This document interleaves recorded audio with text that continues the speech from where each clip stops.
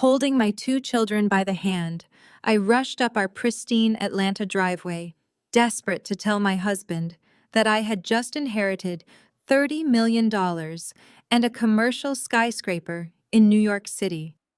But my husband and his mistress were waiting on our front porch with divorce papers in hand. She smirked at me and said, "Pack your bags, this house has no room for a leech." I simply smiled and replied, "Okay." "What is so funny?" she snapped. I looked her dead in the eye and said, "Actually, this house belongs to me." Before I dive into exactly how I systematically dismantled their lives, let me know where you are watching from in the comments below.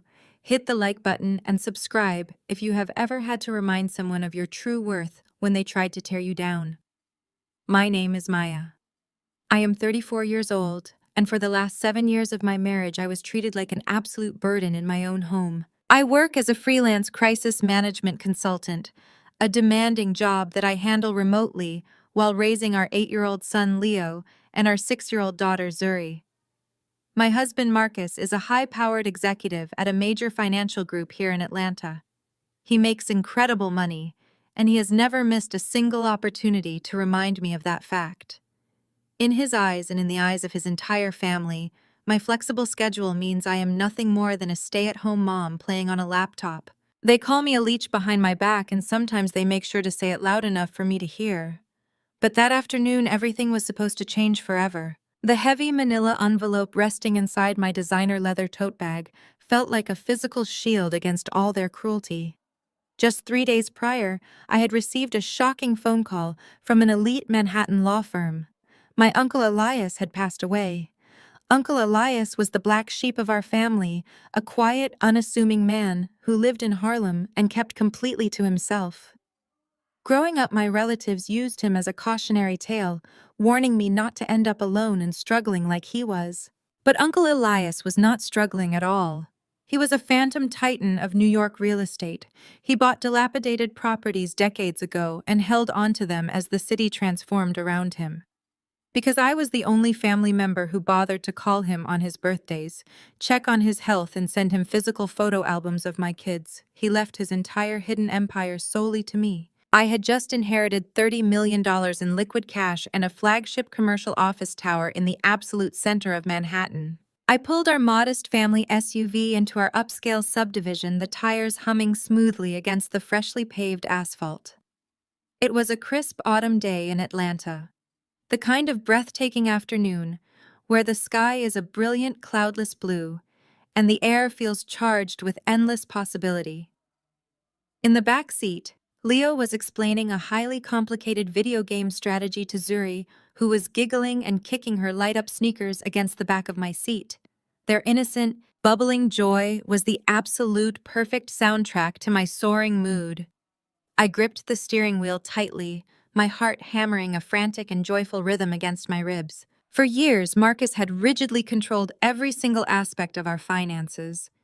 He gave me a strict household allowance, scrutinized my grocery receipts line by line, and belittled my consulting checks as cute little hobby money.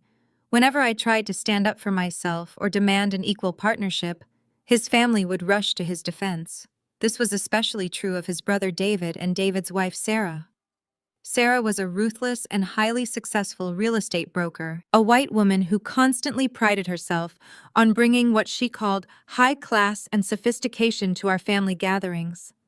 She constantly flaunted her luxury designer bags and bragged about her 6-figure commissions, going out of her way to make sure I felt as small, pathetic, and dependent as possible. But today I was going to walk into my house and hand Marcus the verified legal documents, proving I was now worth more than his entire executive board combined.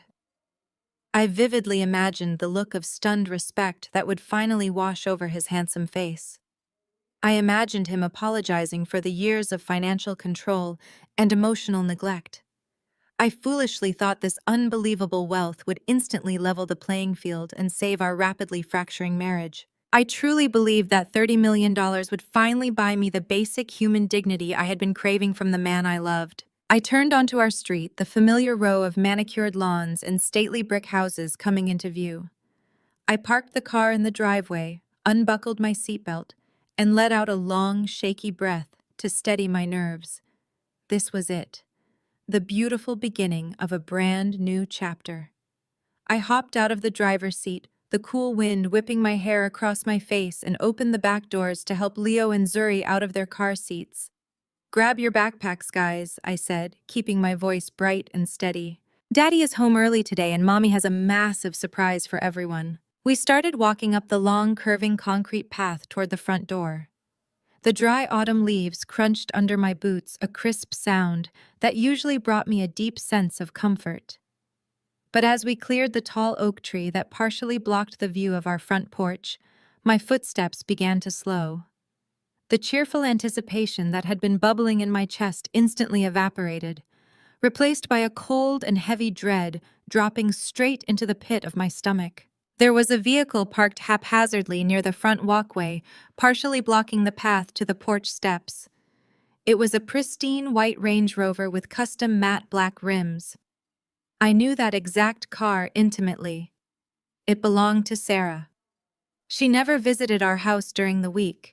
In fact, she actively avoided our home unless there was a mandatory family event where she could show off a brand new outfit or a shiny new piece of jewelry. Her presence here on a random Tuesday afternoon was entirely out of place, and it set off every single alarm bell in my head. The autumn wind suddenly felt biting rather than refreshing. The peaceful, quiet atmosphere of our suburban street seemed to warp the silence, turning thick and oppressive. My grip tightened instinctively on my children's small hands. "Mom, you are squeezing too hard," Leo complained softly, trying to pull his hand away. I murmured a quick apology and loosened my grip, but my eyes remained locked dead ahead on the front porch. Through the decorative wrought iron railing of our veranda, I saw them. Marcus was leaning casually against the heavy oak front door, his arms crossed over his chest. He was wearing his expensive tailored navy suit, the specific one he reserved for major board meetings and high-stakes negotiations. But he was not alone. Standing right beside him, close enough that their shoulders were practically brushing, was Sarah. She was wearing a sharp, tailored blazer and holding a thick stack of manila folders. Even from the bottom of the driveway, I could clearly see the sharp, predatory curve of her smile. There was absolutely no familial warmth in their posture. They did not look like family members waiting to greet me. They looked like an execution squad waiting for their target to arrive. All of my beautiful fantasies of sharing my incredible news of saving our struggling marriage and of finally earning my husband's respect died right there on the cold pavement. The heavy manila envelope resting inside my tote bag suddenly felt less like a shield and more like a weapon I was about to need. I did not know yet exactly what those papers in Sarah's hands were, but as I looked up into my husband's cold and unfamiliar eyes, I knew with absolute certainty that my life was about to become a battlefield. I stopped at the edge of the driveway and turned quickly to Leo and Zuri. I kept my voice light, masking the sudden tremor in my chest. "Play a game in the back seat for a few minutes, guys," I told them, locking the car doors and leaving the air conditioning running. "Mommy needs to talk to Daddy about grown-up stuff." I turned around and walked the rest of the way up the concrete path alone. Every step felt heavier than the last. The closer I got, the more the details of their betrayal came into sharp focus. Sarah was not just standing next to Marcus. She was practically leaning her weight against him, her manicured fingers resting casually on the sleeve of his expensive navy suit. Marcus did not flinch or pull away. He just watched me approach with an expression made of pure ice. "Marcus," I said, keeping my voice steady as I reached the bottom of the porch steps. "What is going on here? Why is David's wife waiting on our front porch?" Sarah did not even give Marcus a chance to speak. She took a step forward, her expensive heels clicking sharply against the concrete. She looked down at me from the elevated porch like I was a piece of trash that had blown into her pristine yard. "It is not your front porch anymore, Maya," she said, her voice dripping with venom. And to be honest, it never really was. She thrust a thick stack of manila folders toward my chest. I did not reach out to take them, so she simply let go. The papers hit the porch with a heavy thud, sliding open just enough for me to read the bold black lettering at the top of the first page. "Petition for dissolution of marriage." I stared at the papers, then slowly raised my eyes to my husband. Marcus finally pushed himself off the doorframe. He looked down at the divorce papers, then back up at me, his face completely devoid of any warmth, guilt, or hesitation. "Sign them," he demanded, his tone flat and corporate, exactly how he spoke to his underperforming employees. "I have already filed the preliminary paperwork. My lawyer expedited the process. We are done." I stood frozen, my mind racing to process the sheer cruelty of his timing. "You are divorcing me right here, on the front porch, while our children are sitting in the car right behind me." Sarah scoffed, rolling her eyes as if I were being entirely unreasonable. "Do not play the victim card, Maya. Marcus is done carrying your dead weight. You contribute absolutely nothing to this household. You sit around all day pretending your little freelance consulting gigs actually matter while he works himself to the bone paying for your lifestyle." She took another step closer, her blue eyes narrowing with undisguised contempt. "You are a leech, and frankly, this entire family is exhausted from pretending otherwise. Pack your bags. This house has no room for a freeloader." I looked at Marcus, waiting for him to defend me. I waited for him to defend his wife of 7 years against the blatant disrespect of his brother's wife. Instead, he nodded in agreement, shifting his weight to stand closer to Sarah. "Sarah is right," Marcus said, crossing his arms over his chest. "I am tired of financing your life. I want you packed and out of this house by tonight. You can take the kids to your friend's apartment or book a cheap motel. I do not care. But you are not sleeping under my roof anymore." The sheer audacity of his demand hit me like a physical blow. He was throwing the mother of his children out onto the street with zero notice, all while standing shoulder to shoulder with the woman he was clearly sleeping with. I looked between the two of them, the matching arrogance, the shared entitlement, the way Sarah was looking at my house as if she had already mentally redecorated the living room. It all clicked into place. This was not a sudden decision.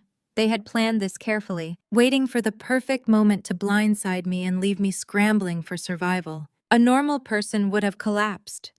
A normal wife would have dropped to her knees, cried, begged for an explanation, or screamed in devastation at the sudden destruction of her family. For a split second, that familiar panic threatened to rise in my throat. I felt the sharp sting of tears pressing behind my eyes. But then the thick leather strap of my tote bag dug into my shoulder. The heavy envelope inside pressed firmly against my ribs, a $30 million secret resting quietly against my side.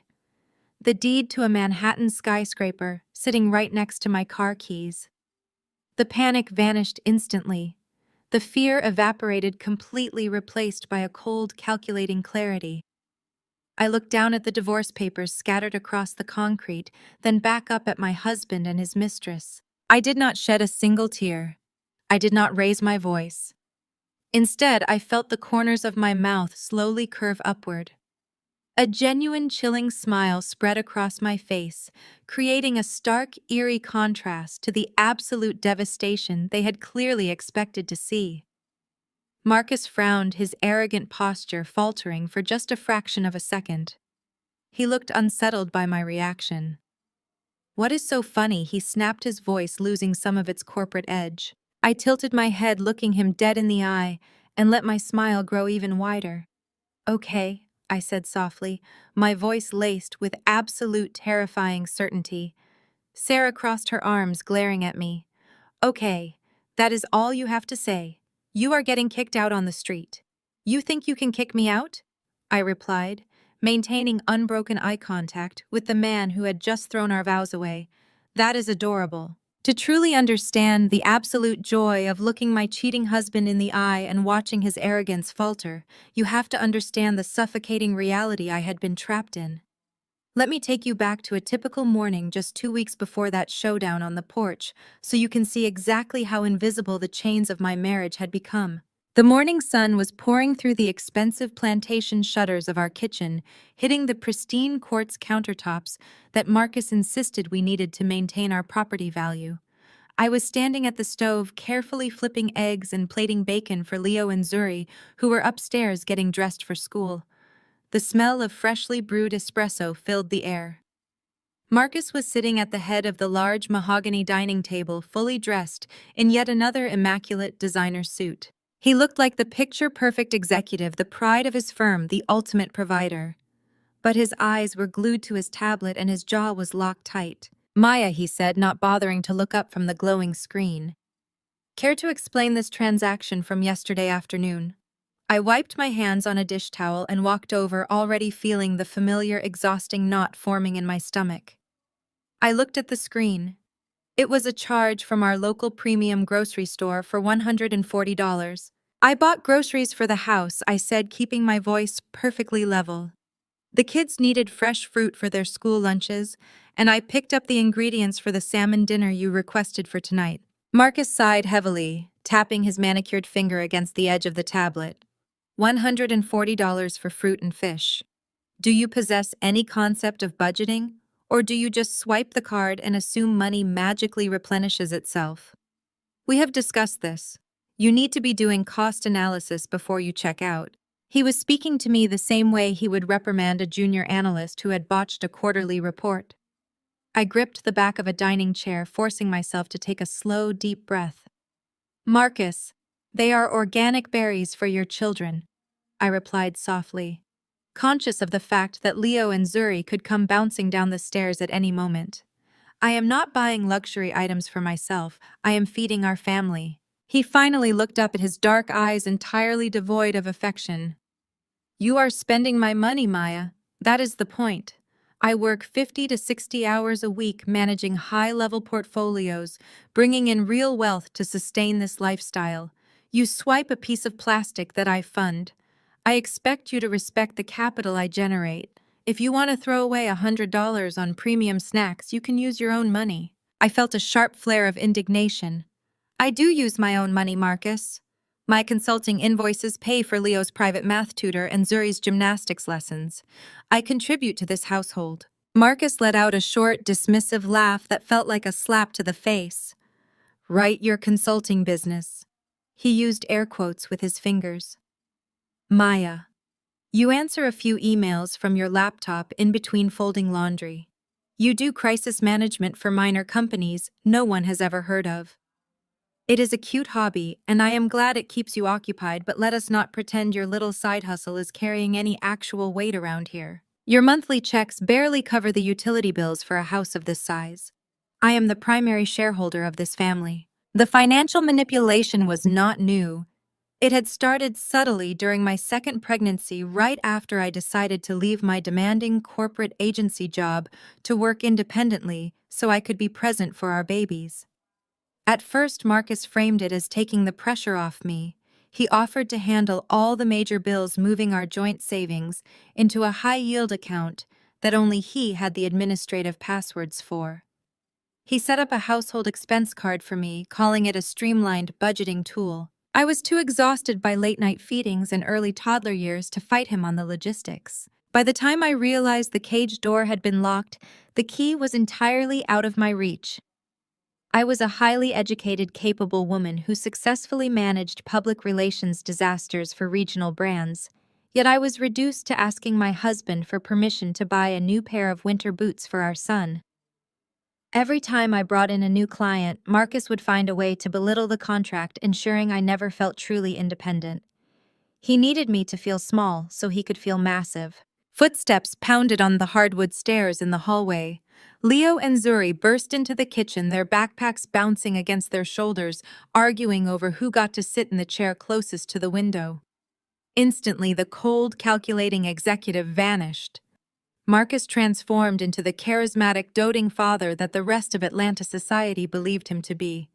He broke into a wide, bright smile, opening his arms as Zuri ran over to hug his waist. There are my brilliant kids, Marcus cheered, kissing the top of Zuri's head and giving Leo a playful fist bump. Are you guys ready to conquer the day and make Dad proud? Yes, Daddy, they echoed in unison, scrambling into their seats as I placed their warm breakfast plates in front of them. Marcus stood up, grabbed his sleek leather briefcase, and adjusted his silk tie. He walked past me, leaning in to press a brief, entirely performative kiss against my cheek. Try to be more mindful today, Maya, he whispered directly into my ear, his tone dropping back to that icy corporate register. I will review the statements again tonight. He walked out the door, leaving me standing in the center of the beautiful kitchen he loved to remind me I did not own. I watched my children eat their breakfast, their faces bright and completely unaware of the toxic power dynamic silently suffocating their mother. I swallowed the bitter lump of humiliation in my throat and poured myself a cup of coffee. I endured the daily disrespect, the financial abuse, and the constant belittling because I wanted my children to have a stable two-parent household. I had grown up watching families fracture over money, and I was desperately trying to maintain the flawless image of our successful, affluent family. I took the emotional hits so my kids would never have to feel the impact. I justified the pain by telling myself that Marcus was just stressed by his high-pressure career, that his arrogance was simply a byproduct of his ambition. I chose peace over pride, convincing myself that shrinking into his shadow was the only way to keep our family together. I endured his financial tyranny because I thought I had no other choice. I did not know then that my quiet endurance was simply buying him the time and the funds he needed to finance a secret life right behind my back. The illusion of our perfect family was put on full display just a few days later during our annual end-of-summer barbecue. I had spent the entire weekend prepping. The massive smoker in the corner of the yard was working overtime, filling the humid Atlanta air with the rich, savory scent of hickory wood and slow, roasted brisket. I had arranged elaborate floral centerpieces for the patio tables and ensured the outdoor bar was fully stocked with top-shelf liquor. The backyard was absolutely buzzing with Marcus's colleagues from the financial firm, extended family members, and the elite circle of professionals he insisted we associate with to maintain our social standing. I was weaving through the crowded patio, with a silver tray of grilled shrimp skewers, playing the role of the flawless, supportive wife when the atmosphere suddenly and sharply shifted. David, Marcus's older brother, walked through the wrought iron side gate, and right beside him, demanding the attention of every single person in the yard, was Sarah. While the rest of our guests were dressed in elegant but comfortable summer attire, Sarah wore a skin-tight stark white designer midi dress that was entirely inappropriate for a casual backyard barbecue. She carried a limited edition Birkin bag draped over her forearm, positioning it carefully so the iconic logo caught the afternoon sun. As a white woman who had married into our prominent African-American family, Sarah had always overcompensated. She operated with a bizarre, desperate need to prove she was the most affluent, sophisticated person in any room we entered, and she usually accomplished this by stepping directly on my neck. She completely ignored me as she breezed past the appetizer station, treating the hired waitstaff like invisible furniture as she made a beeline straight for Marcus. I watched from a few feet away as she threw her arms around my husband's neck, pressing herself against his chest in a greeting that lingered just a fraction of a second too long. Marcus did not flinch. He did not step back. In fact, his large hands rested comfortably on her waist before David finally caught up to them, completely oblivious to the lingering tension. "Marcus, you are looking absolutely incredible," Sarah purred, her voice carrying loudly over the ambient chatter of the party. "That new promotion looks so good on you. I was just telling David on the ride over how you are practically carrying this entire family's legacy on your shoulders. You have such exquisite taste in everything you do." She gestured vaguely toward the sprawling brick house and the expensive catered spread, completely ignoring the undeniable fact that I had personally orchestrated every single detail of this event while Marcus played golf all morning. Marcus chuckled, puffing out his chest as he swirled the expensive bourbon in his crystal glass. "Well, you know how it is, Sarah. Someone has to keep the engine running and ensure the standard remains high. I cannot let my team down." I walked over, forcing a polite, welcoming smile as I offered them the tray of appetizers. Sarah looked down at the perfectly arranged food, then slowly dragged her icy blue eyes up and down my casual linen sundress. Her lips curled into a condescending, razor-sharp smirk. "Oh, Maya," she said, her tone dripping with fake, sugary sweetness. "Look at you working so hard playing hostess. It really is sweet how you try to keep yourself busy while Marcus handles all the real business." I kept my expression perfectly neutral, though my knuckles turned white as my grip on the silver serving tray tightened. "I run my own consulting business, Sarah. I am perfectly capable of handling real business and hosting our guests at the same time." Sarah let out a loud, chiming laugh that immediately drew the attention of several nearby guests. A few of Marcus's junior colleagues turned their heads, their conversations halting as they watched the exchange. A consulting business, she repeated, projecting her voice so the people at the adjacent tables could hear every word. Right. David told me you help out small local shops or something like that. That is adorable. But let us be honest, Maya.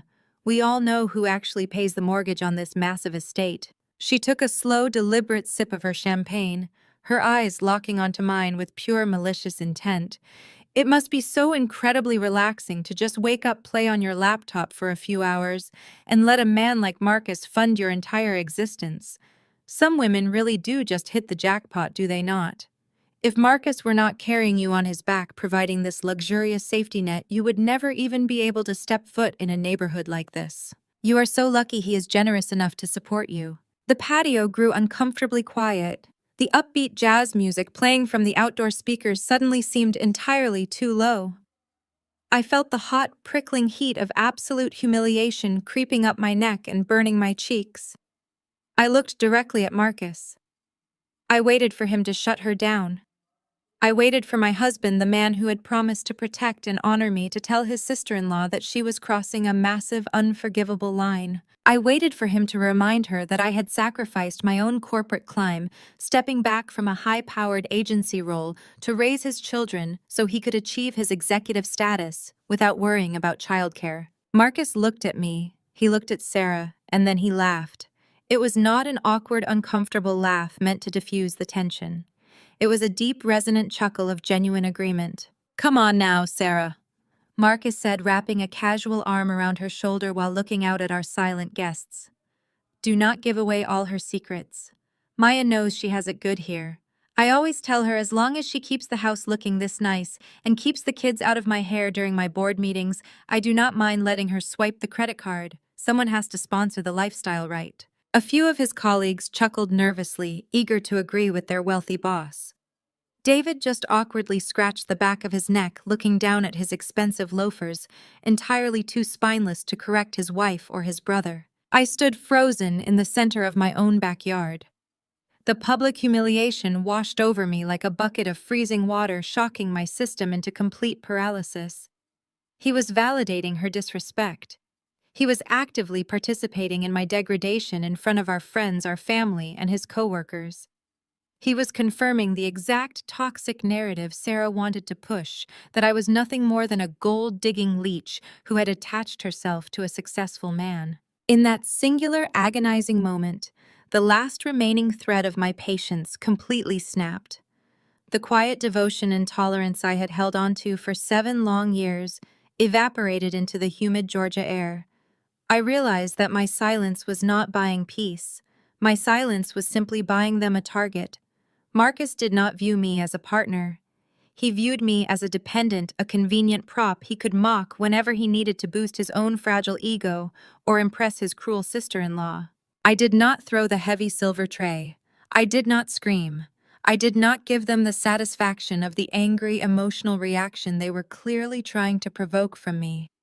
I simply set the tray down on the nearest patio table, smoothed the front of my linen dress, and looked Marcus dead in the eye. "Enjoy the party, Marcus," I said, my voice eerily calm and so quiet that he had to lean in slightly to hear it. "Because this is the last time I will ever play the supportive wife for a man who acts like a coward."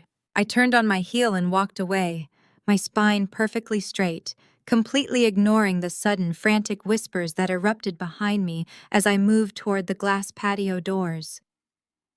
As I walked back into the quiet, air-conditioned sanctuary of the house, leaving the noise of the barbecue behind, my mind was racing with a terrifying, absolute clarity. I was done shrinking. I was done asking for permission to exist in my own life. If they wanted to treat me like a calculating opportunist, then it was time I stopped playing the victim and started playing the game. I walked straight down the hallway and into Marcus's home office. I closed the heavy wooden door behind me, the solid click of the lock sounding incredibly final in the silent room. I sat down at his pristine mahogany desk and stared at the glowing screen of his personal tablet resting on the leather blotter. My hands were shaking, but not from sadness. I was vibrating with a brand new dangerous energy. The absolute limit of my endurance had been breached, and there was absolutely no going back. I stared at the glowing screen of Marcus's personal tablet resting on the pristine leather blotter. It was the device he guarded with his life, the digital vault he used to control our household budget, monitor my spending, and maintain his absolute authority. For years I had respected his privacy foolishly, believing his lies about strict corporate security protocols and sensitive client portfolios. But respect is a two-way street, and he had just bulldozed right over mine in front of half of Atlanta. I reached out and tapped the screen. The numerical passcode prompt appeared immediately. Marcus was a creature of massive ego. He genuinely believed he was the smartest man in any room, which made him incredibly arrogant and consequently highly predictable. I did not try our anniversary date or the birthdays of our children because Marcus only truly cared about one thing. I typed in the exact date of his first major executive promotion at the financial firm. The screen unlocked instantly. My heart hammered against my ribs, but my hands remained completely steady. I opened his primary email application, bypassing the daily corporate memos, the luxury car dealership promotions, and the exclusive golf club newsletters. I was looking for the monthly bank statements he claimed were too complicated for my freelance consultant brain to understand. I wanted to see the exact numbers he lorded over me every single day. Instead, a push notification dropped down from the top of the screen. It was an alert from our private wealth management banking application, a system he had explicitly locked me out of 2 years ago under the guise of streamlining our taxes. The banner read, "Wire transfer completed." I tapped the notification, holding my breath as the banking application loaded with a secure face identification bypass that he had carelessly left disabled for his home network. The screen populated with the details of a transaction executed just yesterday afternoon, right around the exact same time I was busy marinating meat and setting up heavy patio furniture for his precious guests. The amount transferred was exactly $50,000. I blinked hard, rubbing my eyes and reading the digits again to make sure the glare of the screen was not playing tricks on me. $50,000. This was the same man who had coldly berated me over $140 for organic berries just 2 weeks ago. He had ruthlessly lectured me about respecting the capital he generated, treating me like a reckless child for buying groceries for his own son and daughter. Yet here he was, quietly moving a small fortune with a single, casual swipe of his finger. I traced the digital receipt down to the recipient details. The funds had been wired to an external business checking account registered under the name S Realty LLC. A sharp, freezing chill washed over my entire body, rooting me to the heavy leather desk chair. S Realty, Sarah. My brother-in-law's wife ran an independent luxury brokerage under that exact legal entity name. Why on earth would my husband wire $50,000 of our money to his brother's wife?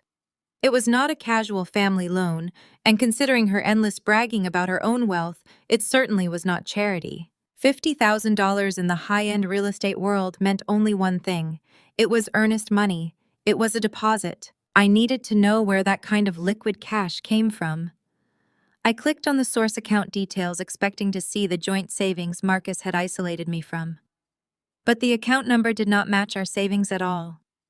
It was a completely different line of credit, one I had never seen before in our 7 years of marriage. I clicked into the account profile, and the breath was knocked completely out of my lungs. It was listed as a home equity line of credit, drawn directly against the deed of our primary residence, our house, the home where I raised my children. Marcus had secretly taken out a massive loan against our family property.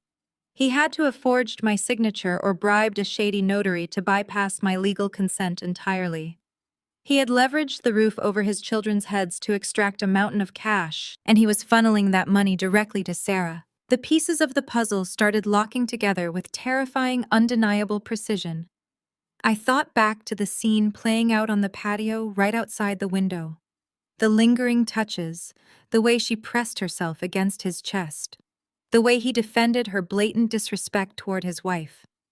They were not just flirting to humiliate me. They were doing business together behind my back. Or worse, they were building an entirely new life together using my home as their collateral. Through the thick glass of the office window, the muffled sounds of the barbecue drifted in.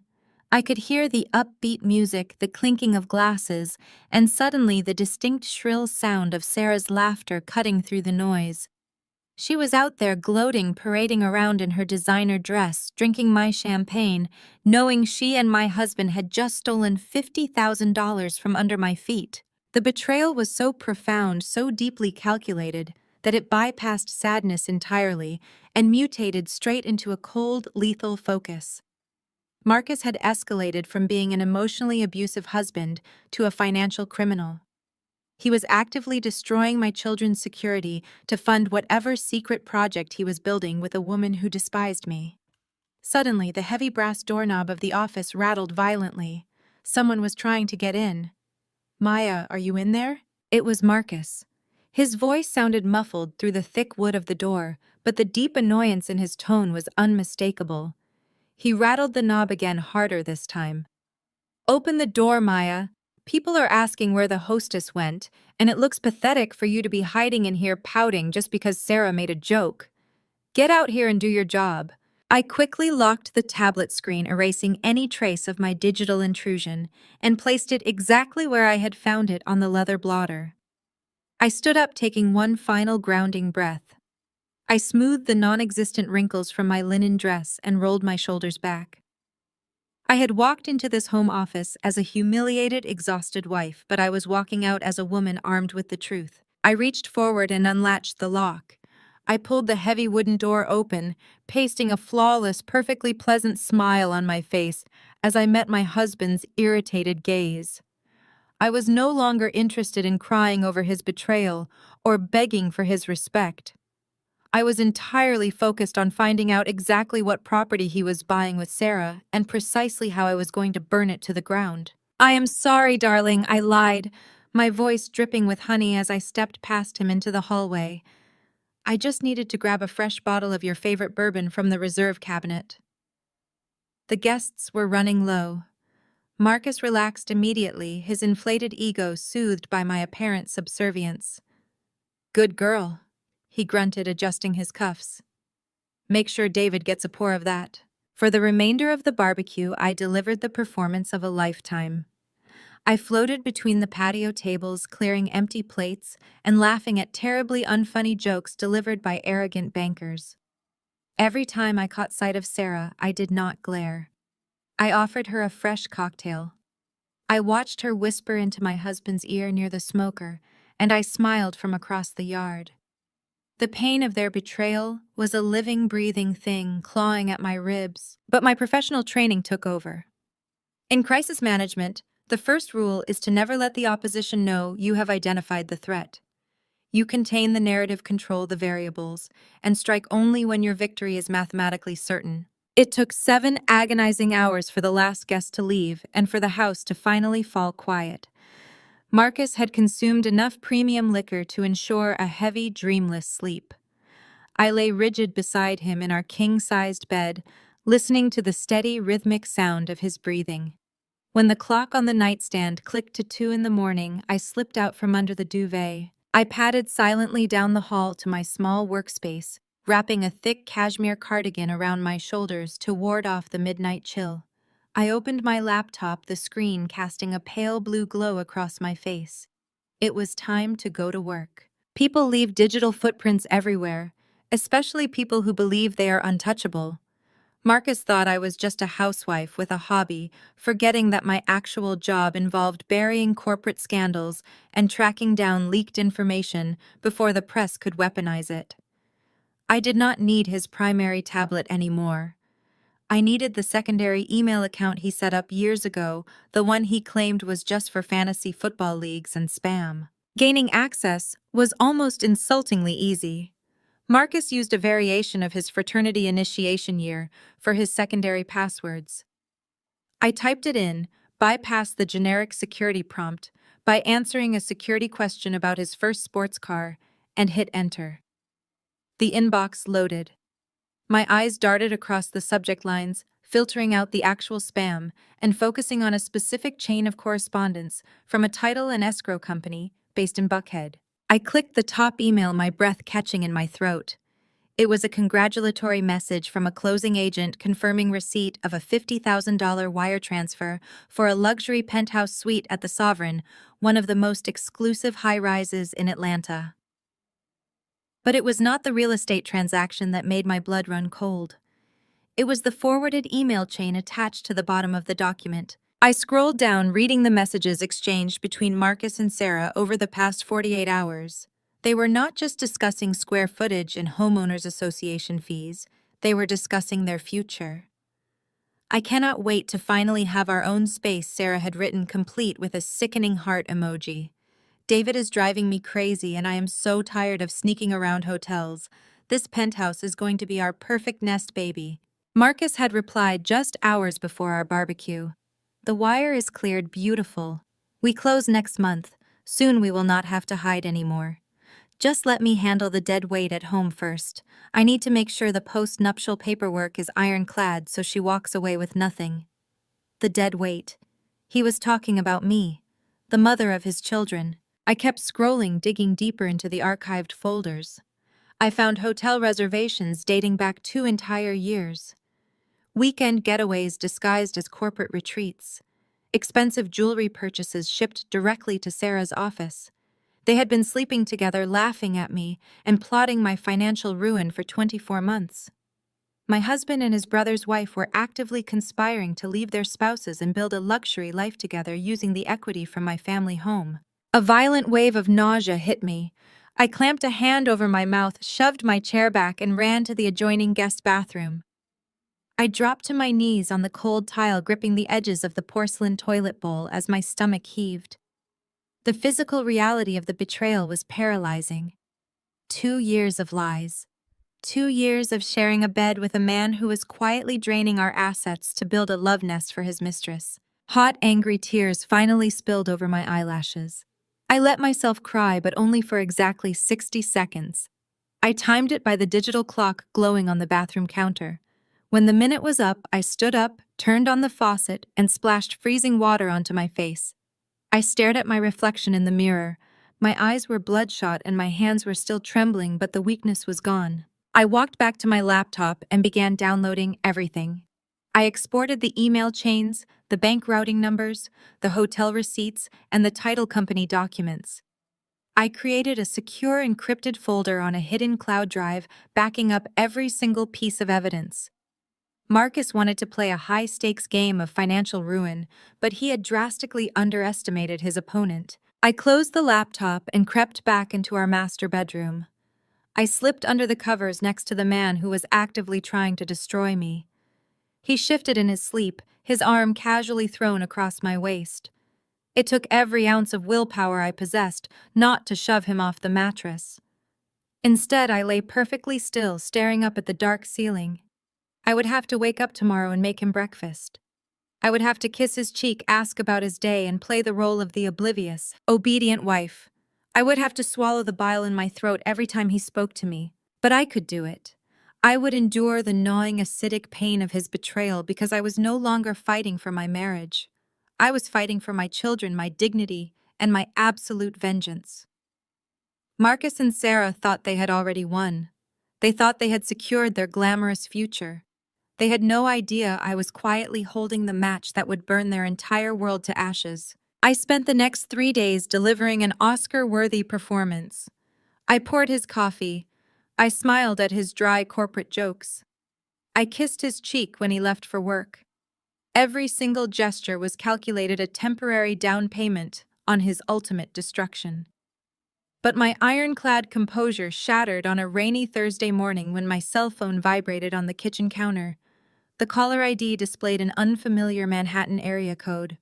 I wiped my hands on a dish towel and swiped to answer. "Am I speaking with Maya?" a deep professional voice asked. "This is she," I replied, my brow furrowing. "My name is Harrison Sterling.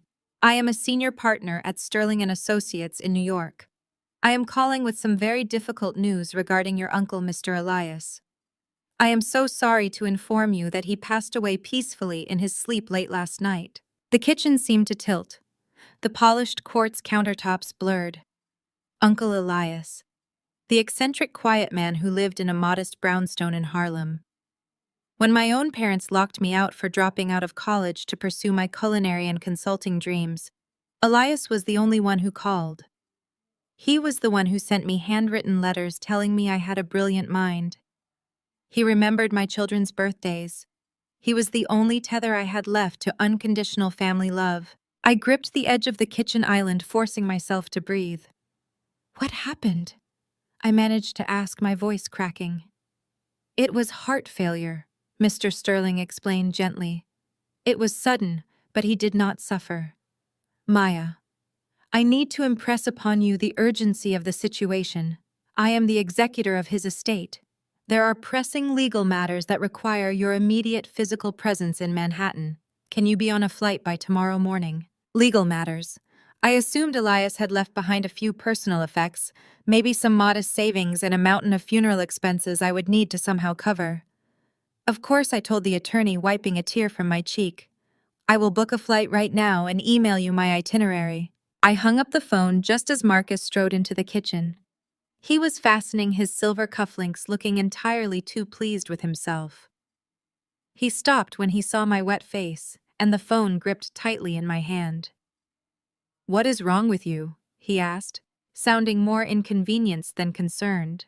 Uncle Elias died, I whispered, staring down at the marble floor. I just got a call from his lawyer in New York. He passed away last night. I need to fly out tomorrow morning to handle his arrangements. Marcus dropped his hands to his sides and let out a long, exaggerated sigh. He looked up at the ceiling like he was asking the universe why he had to deal with such trivial annoyances. Elias Marcus repeated, his tone dripping with utter disdain. You mean the old man living in that rundown neighborhood in Harlem? The one who refused to get a real job and spent his life hoarding junk? Maya, tell me you are joking. You want to fly to New York on zero notice for that? I snapped my head up, the grief momentarily eclipsed by a surge of pure blinding anger. He is my Uncle Marcus. He is my blood. He was the only person in my family who treated me with basic human decency. Marcus scoffed, walking over to the espresso machine and pouring himself a shot. Basic human decency does not pay the bills, Maya. Do you have any idea what a last-minute flight to LaGuardia costs right now? You are talking about throwing away $600 or $700 plus hotel fees and whatever debt that old man left behind. We are not a charity. I am not financing a grief vacation so you can go mourn a broke recluse who contributed absolutely nothing to society. The sheer cruelty of his words was staggering even for him. He had just stolen $50,000 of our home equity to buy a luxury penthouse for his mistress.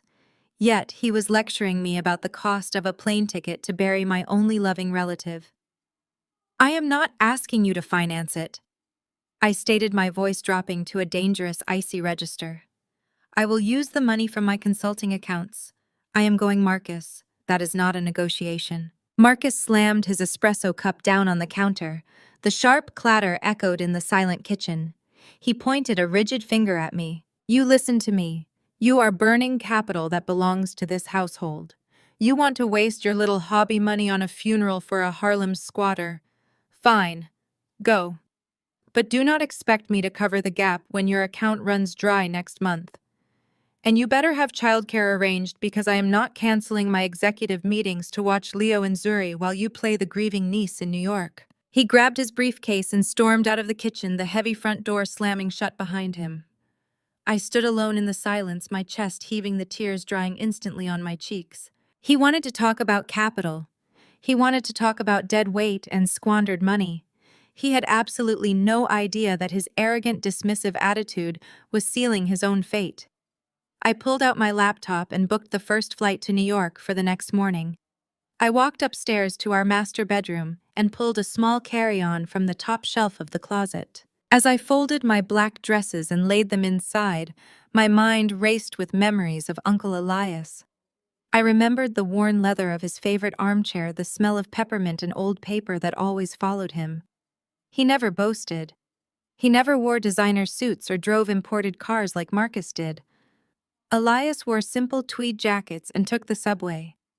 He sent me vintage books when I started my business, and he always told me that true wealth was measured by the peace in your spirit, not the digits in your bank account. Marcus could not comprehend a man like Elias. Marcus only understood leverage status and exploitation. I zipped the suitcase shut, my resolve hardening into solid steel. Marcus thought he had me completely cornered. He thought his secret real estate purchase with Sarah was safely hidden behind his passwords and my supposed ignorance. He believed my trip to New York was just a pathetic waste of funds. Let him think that. Let him sit in his glass office in Atlanta, entirely convinced of his own supremacy. I was going to honor my uncle. And then I was coming back to dismantle my husband's entire world. The next morning, I kissed Leo and Zuri goodbye, leaving them in the capable hands of my neighbor, a retired teacher who adored them. I took a ride share to the airport, staring out the window at the sprawling Atlanta skyline. My phone vibrated once, a text from Marcus. It read, "Do not expect me to pick you up when you get back. Take a cab." I did not reply. I simply turned off my phone, walked through the security gates, and boarded my flight to New York. The wheels lifted off the tarmac, pulling me away from the toxic, suffocating prison my home had become. I looked out the small airplane window as we broke through the cloud cover. I was flying toward grief, but for the first time in 7 years, I also felt an undeniable electric surge of freedom. I thought I was just going to Manhattan to sign a few release forms and clean out a dusty apartment. I was entirely unprepared for the reality waiting for me at the law firm.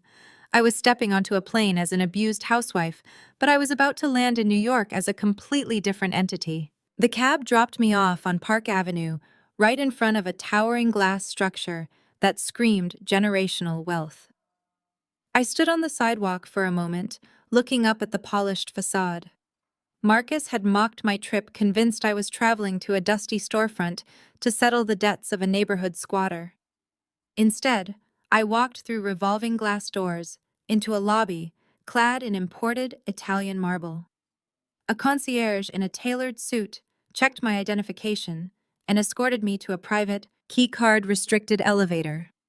The doors slid closed and I shot up to the 60th floor, the air pressure popping in my ears. When the elevator doors parted, I stepped into the sprawling, immaculate reception area of Sterling and Associates. The walls were lined with original modern art, and the panoramic windows offered a breathtaking, unobstructed view of Central Park. A receptionist greeted me by name with profound respect and immediately guided me into a massive corner conference room. Harrison Sterling was already waiting. He was a distinguished older gentleman with silver hair and the kind of quiet, commanding presence that comes from managing billions of dollars. He did not treat me like a dependent housewife. He stood up immediately, buttoned his suit jacket, and extended a warm, firm handshake. "Please sit," Maya Harrison said, gently gesturing to a plush leather chair across from him. "I know this has been a whirlwind for you. Elias spoke of you constantly. You were the absolute light of his life." I sat down, folding my hands in my lap to keep them from trembling. "Thank you, Mr. Sterling. I just want to understand what needs to be done. Uncle Elias lived a very simple life, so I am assuming there is a small life insurance policy and the deed to his brownstone. I am prepared to handle the funeral expenses." Harrison looked at me with a soft, knowing smile. He reached across the polished mahogany table and slid a thick, leather-bound portfolio toward me. "Your uncle did live simply, Maya. But that was a deliberate choice, not a circumstance," Harrison explained, his voice steady and serious. "Elias despised the flashy, superficial trappings of modern wealth. He found it vulgar. But make no mistake, he was an absolute master of acquiring it. During the real estate crashes of the 70s and 80s, while everyone else was fleeing the city your uncle was buying, he purchased entire city blocks through anonymous holding companies. He was a phantom titan in the New York real estate market." My heart stalled in my chest. I stared at the closed leather portfolio. "What are you saying?" "I am saying that you are his sole heir," Harrison replied. "And Elias did not just leave you a brownstone." He opened the portfolio and turned to the first page. It was a certified financial summary.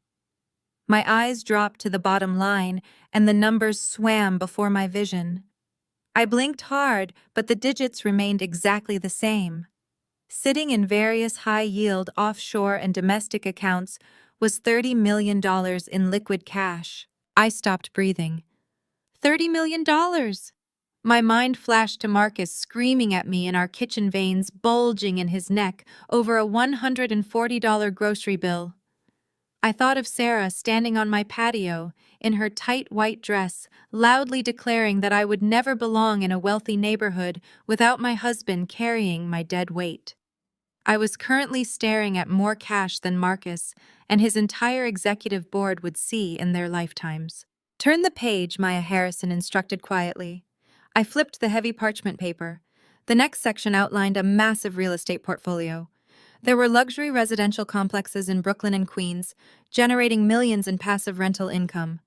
But the crown jewel of the estate was listed at the very top. It was a flagship 60-story commercial skyscraper located right in the beating heart of Midtown Manhattan. "This is where the situation becomes complex," Harrison continued, leaning forward and folding his hands on the table. "Elias did not just leave you a pile of money to spend. He left you an active, aggressive corporate empire.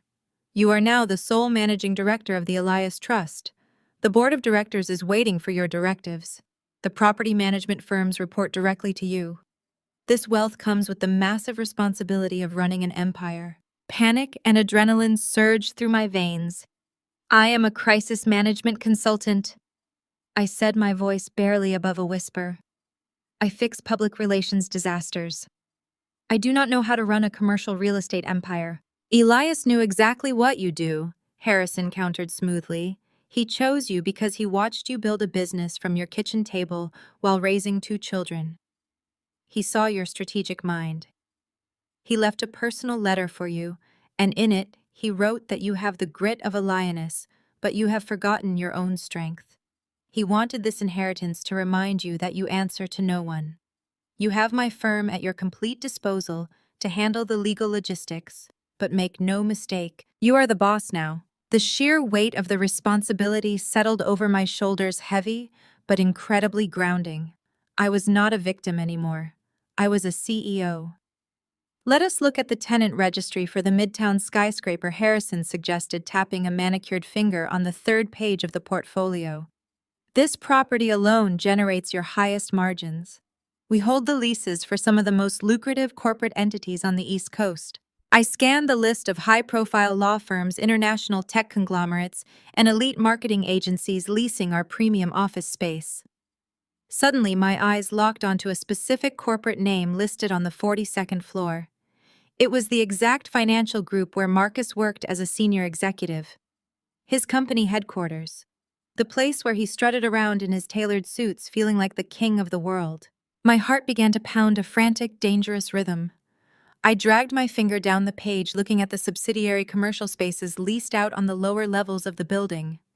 Right there, occupying a prime luxury suite on the 2nd floor, was S Realty LLC, Sarah.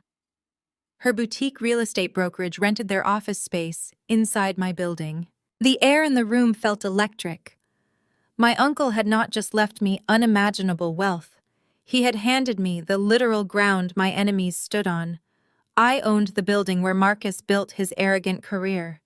I owned the office where Sarah operated her fake glamorous life. I was their supreme landlord.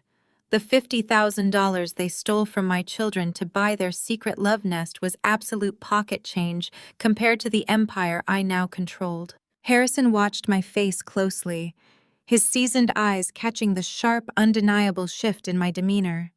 "Are you overwhelmed, Maya? We can take a break if you need a moment to process this." I looked up from the portfolio, turning my gaze to the floor-to-ceiling windows, overlooking the vast Manhattan skyline. I thought about the divorce papers waiting in Sarah's hands.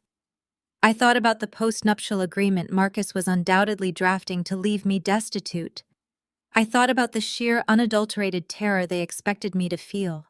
I slowly closed the leather portfolio and slid it back toward the center of the table. I looked Harrison dead in the eye, my posture perfectly straight, my voice ringing with a cold, terrifying authority. "I am not overwhelmed, Mr. Sterling. In fact, I have never seen things more clearly in my entire life. Please inform the board that I am assuming full control effective immediately. We have some commercial leases to review. Harrison Sterling did not blink at my sudden shift in tone. Instead, a slow, deeply approving smile spread across his weathered face. He looked like a man who had just watched a prophecy fulfill itself. He reached for the polished silver intercom resting on the edge of his massive desk and pressed a single button. He requested the commercial leasing files for the 42nd floor and the second floor executive suites. Within minutes, two junior associates entered the conference room carrying thick, heavy banker boxes filled with meticulously organized legal documents. Uncle Elias was old school, Harrison explained as the associates quietly left the room. He demanded physical copies of every signature, every addendum, and every financial disclosure from his commercial tenants. He wanted to look at the ink. I pulled the first heavy binder toward me. It contained the master lease agreement for the global financial conglomerate where Marcus served as a senior executive. My husband strutted through life believing he was a kingmaker because he occupied a corner office on that 42nd floor. As I turned the crisp pages, a beautiful, devastating truth revealed itself. The corporation was currently in the middle of a highly contentious, incredibly vulnerable lease renewal negotiation. Their current 10-year lease was set to expire in less than 4 months. According to the internal memos Elias had kept, the CEO of Marcus's firm had been practically begging the trust for a favorable extension. The building was a historic landmark, a symbol of absolute prestige in the financial sector. Relocating their headquarters would cost the firm tens of millions of dollars, disrupt their operations, and send a massive red flag to their shareholders. My eyes traced the signature of Marcus's CEO at the bottom of the original contract. The man who dictated my husband's salary, the man Marcus worshipped and feared, was currently at the complete mercy of the Elias Trust. He was at my mercy. If I decided to terminate their lease or hike the rent to an astronomical figure, the resulting corporate chaos would inevitably lead to massive layoffs. Marcus could lose his prestigious job with a single snap of my fingers. I was not just his wife anymore. I was the silent, invisible force controlling the very ground his entire career stood upon. I gently closed that binder and reached for the second one. S. Realty, LLC. Sarah's Boutique Brokerage. I opened the file and immediately noticed a stark difference in the paperwork. Sarah did not have a standard 10-year corporate lease. Because her business was a relatively new high-risk venture, the property management firm had only approved her for a month-to-month probationary lease. Furthermore, Elias required all his smaller commercial tenants to sign a strict morality and ethical business conduct clause. It was a standard provision designed to protect the prestigious reputation of his buildings from shady operators. I scanned the financial ledgers attached to the back of her file. A cold, sharp laugh actually escaped my lips. Sarah, the woman who paraded around my backyard in designer dresses mocking my financial dependence, was currently 60 days past due on her office rent. She had been dodging the property manager's phone calls for weeks, racking up late fees and penalty notices. Her glamorous, untouchable lifestyle was a complete illusion funded by maxed-out credit cards and stolen money. She was literally facing eviction from her commercial space, and now I was the landlord holding her eviction notice. The silence in the grand conference room grew heavy and profound. I sat perfectly still, my hands resting flat against the leather binders. It felt as though a cinematic camera were slowly zooming in on my face, capturing the exact moment the frightened, abused housewife completely evaporated, leaving behind a cold, calculating apex predator. I felt a physiological shift deep within my bones. The anxiety that had plagued me for 7 years, the constant, suffocating fear of not being good enough vanished entirely. I was holding them by the throat. Marcus and Sarah thought they were playing a brilliant game of chess against a blind opponent, completely unaware that I actually owned the entire board. "Mr. Sterling," I said, keeping my voice soft but laced with undeniable authority, "I need you to execute a strict non-disclosure agreement for every single employee in this firm who knows about my inheritance. I want an absolute gag order. No public announcements regarding my uncle's passing, No press releases about the transfer of the estate. To the outside world and specifically to the tenants in that building, the Elias Trust remains exactly as it was yesterday. Business as usual. Harrison leaned back in his leather chair, steepling his fingers together. He watched me with a mixture of respect and intense curiosity. May I ask what your strategy is, Maya? You have the power to liquidate these tenants today if you wish. I stood up, smoothing the skirt of my simple black dress. If I act today, they will simply scramble to find a new host to leech off of. I do not want to just inconvenience them, Mr. Sterling. I am going to let them dig their own graves. My husband is currently drafting a post-nuptial agreement designed to leave me destitute. His mistress is actively helping him hide the marital assets they have stolen from my children. I want them to feel absolute, supreme confidence right up until the exact second I drop the guillotine. Harrison nodded slowly, a fierce glint in his seasoned eyes. Your uncle always said patience was the ultimate weapon of the wealthy. We will lock the estate down tightly. Not a whisper of your name will reach Atlanta until you give the command. I thanked him, gathered my small tote bag, and walked out of the conference room. I rode the private elevator down to the lobby, the descent feeling entirely different than the ride up. I stepped out onto the bustling Manhattan pavement, the chaotic energy of the city washing over me. I hailed a cab to head back to LaGuardia Airport. I was flying back to Georgia to step back into the suffocating cage of my marriage. I knew exactly what was waiting for me. Marcus would be cruel, dismissive, and demanding. Sarah would continue to send her subtle, toxic jabs. They would treat me like a disposable burden, fully believing their secret penthouse and their stolen funds were perfectly safe. But I was no longer fighting for survival. I was simply returning to Atlanta to play my part in their grand illusion, waiting patiently in the shadows until the perfect moment arrived to tear their entire world apart. The yellow cab pulled up to my driveway in Atlanta, exactly 24 hours after I had left. The house looked perfectly normal, a sprawling brick estate sitting under the warm Georgia sun, but walking up to the front door felt like stepping onto a movie set. I was no longer the desperate woman who lived here. I was an actress playing a role, and the script required absolute, unwavering submission. I unlocked the front door and dragged my small suitcase into the foyer. The house was quiet. Leo and Zuri were still at school. Marcus was sitting in the formal living room, a tumbler of expensive scotch resting on the side table next to him. He did not get up to greet me. He did not ask how my uncle's funeral went or how I was holding up. He simply looked at his gold Rolex and took a slow sip of his drink. You took your time, he said, his voice echoing in the large, empty room. I hope you got whatever closure you needed from that run-down apartment. We have real business to handle today. I kept my eyes downcast intentionally, slumping my shoulders to project pure emotional exhaustion. It was a modest service, I replied softly, letting my voice waver just enough to sound authentic. I am just tired, Marcus. He stood up and walked over to the heavy glass coffee table, picking up a thick stack of legal documents. He did not offer me a hug or a glass of water. Instead, he dropped the papers onto the kitchen island with a loud, authoritative slap. Sit down, Maya, he commanded. We need to talk about asset protection. I walked over to the kitchen island and pulled out a bar stool, wrapping my arms around myself as if I were seeking comfort. What is this? I asked, staring blankly at the bold text on the first page. It is a post-nuptial agreement, he said smoothly, leaning against the marble counter and crossing his arms. He adopted the exact same patronizing tone he used to explain taxes to me. My firm is undergoing a massive internal restructuring. With the new executive liabilities, my personal assets are suddenly exposed. If the company faces litigation, aggressive lawyers could potentially come after this house and our joint accounts. I had my legal team draft this to separate our finances strictly on paper. It protects you and the kids from being collateral damage if my board gets sued. It was a brilliant, terrifyingly plausible lie.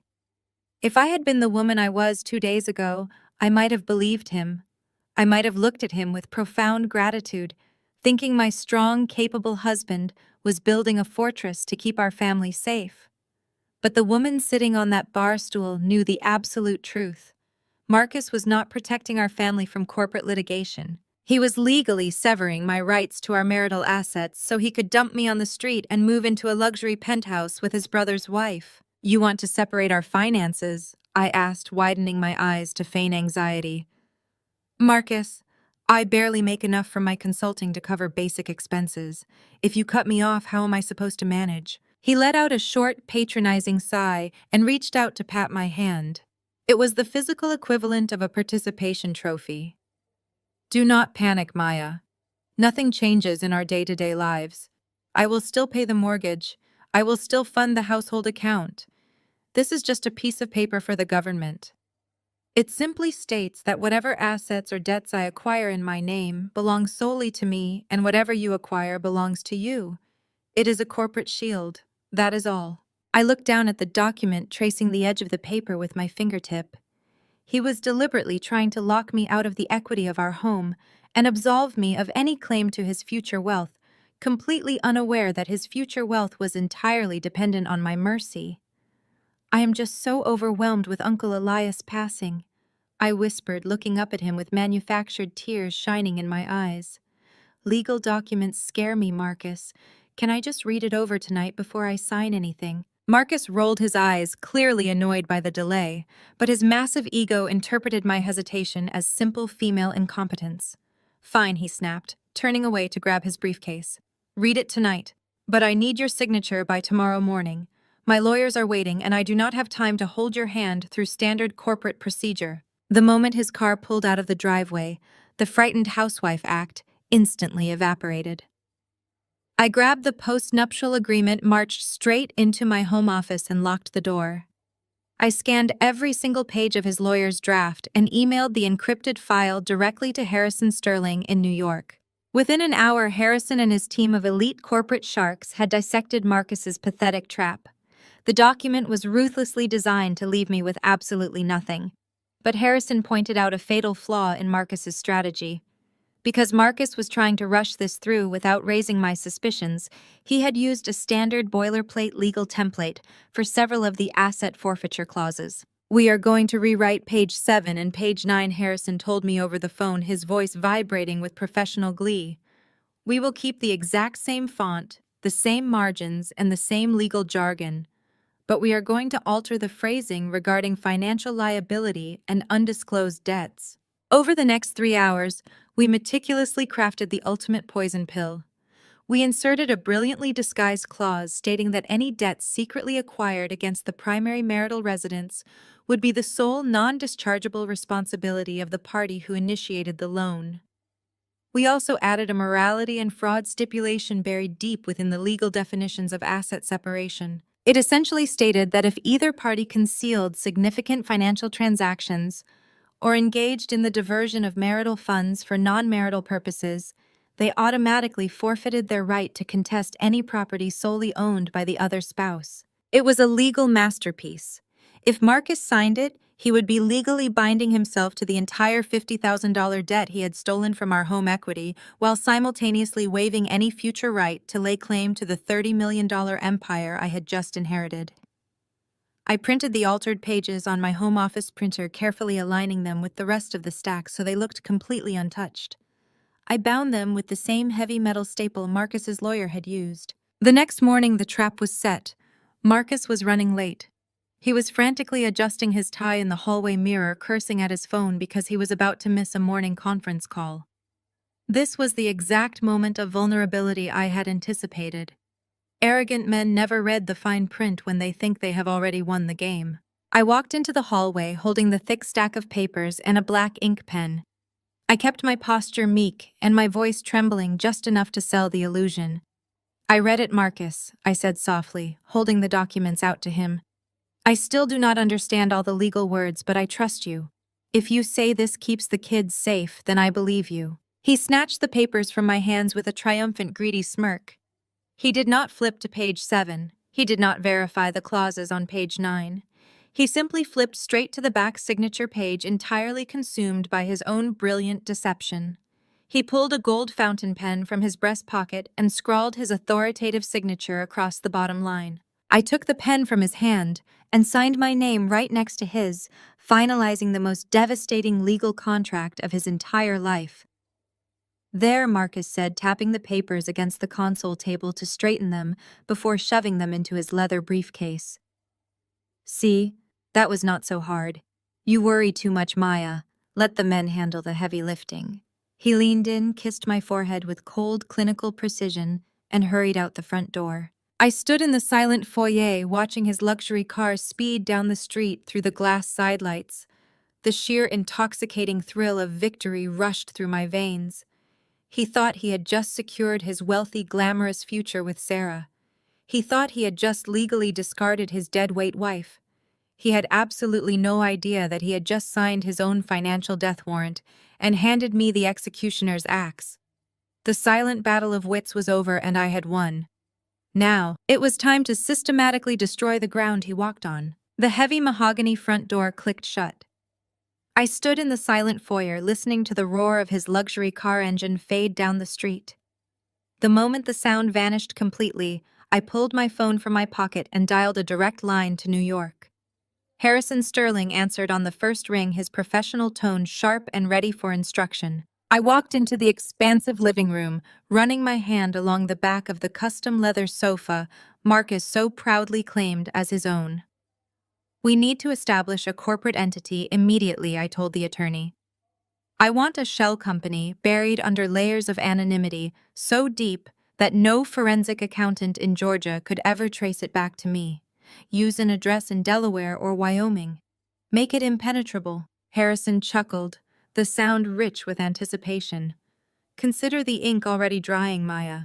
What is the target of our first acquisition? I explained the $50,000 home equity line of credit Marcus had secretly extracted from our property to fund his mistress.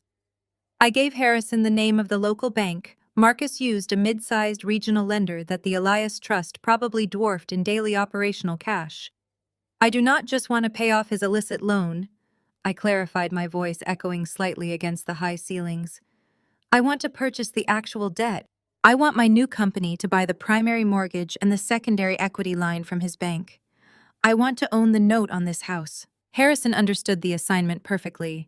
He explained that banks sell debt portfolios constantly, especially when a massive Manhattan trust firm offers a premium cash buyout above market value. The regional lender would be thrilled to unload a residential mortgage for an immediate lucrative payout. The transaction could move swiftly behind ironclad corporate walls. Within 48 hours, a newly minted entity called Obsidian Holdings, LLC, had successfully acquired the primary mortgage and the secondary equity line of credit tied to my Atlanta address. I received the digital confirmation email while standing at the kitchen island, spreading peanut butter onto bread for Leo and Zuri. I stared at the PDF contract on my phone screen. The legal reality was breathtakingly simple. Marcus was now legally obligated to make his monthly mortgage payments directly to a corporate servicer, which would automatically funnel every single cent right back into my private offshore accounts. I was no longer just his neglected wife. I was his bank.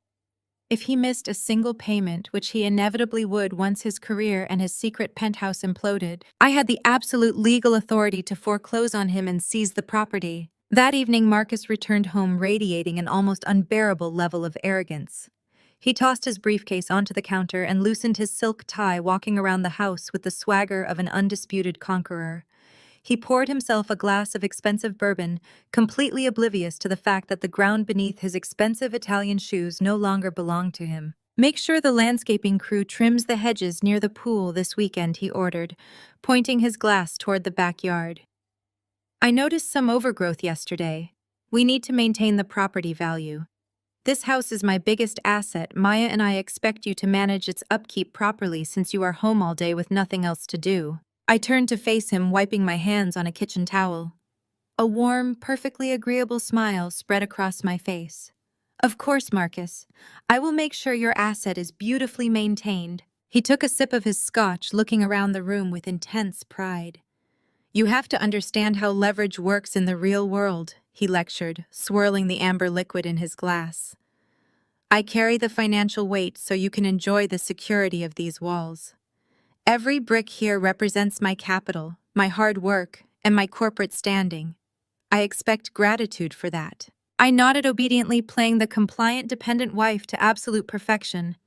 Your capital is incredibly impressive, I told him, keeping my tone soft and admiring. I am very grateful to know exactly who owns this house. He smirked, satisfied with my complete submission. He thought he had successfully manipulated a naive woman into signing away her rights. He thought his freshly executed post-nuptial agreement was an impenetrable shield. He had absolutely no idea that he was just a tenant who had not received his eviction notice yet. He was lecturing his ultimate creditor about leverage, completely unaware that the financial noose was already tight around his neck. I am going to be traveling a lot more in the coming weeks, he added casually, setting his empty glass in the sink. Corporate expansion. There are big moves happening at the firm, and I need to be available for evening strategy sessions. I need you fully focused on the kids so I can focus on securing our future. He meant Sarah. He meant finalizing the purchase of their luxury penthouse at the Sovereign. He was giving himself a preemptive alibi for the nights he planned to spend entirely in her bed. Take all the time you need for your strategy sessions, I replied smoothly. The kids and I will be right here.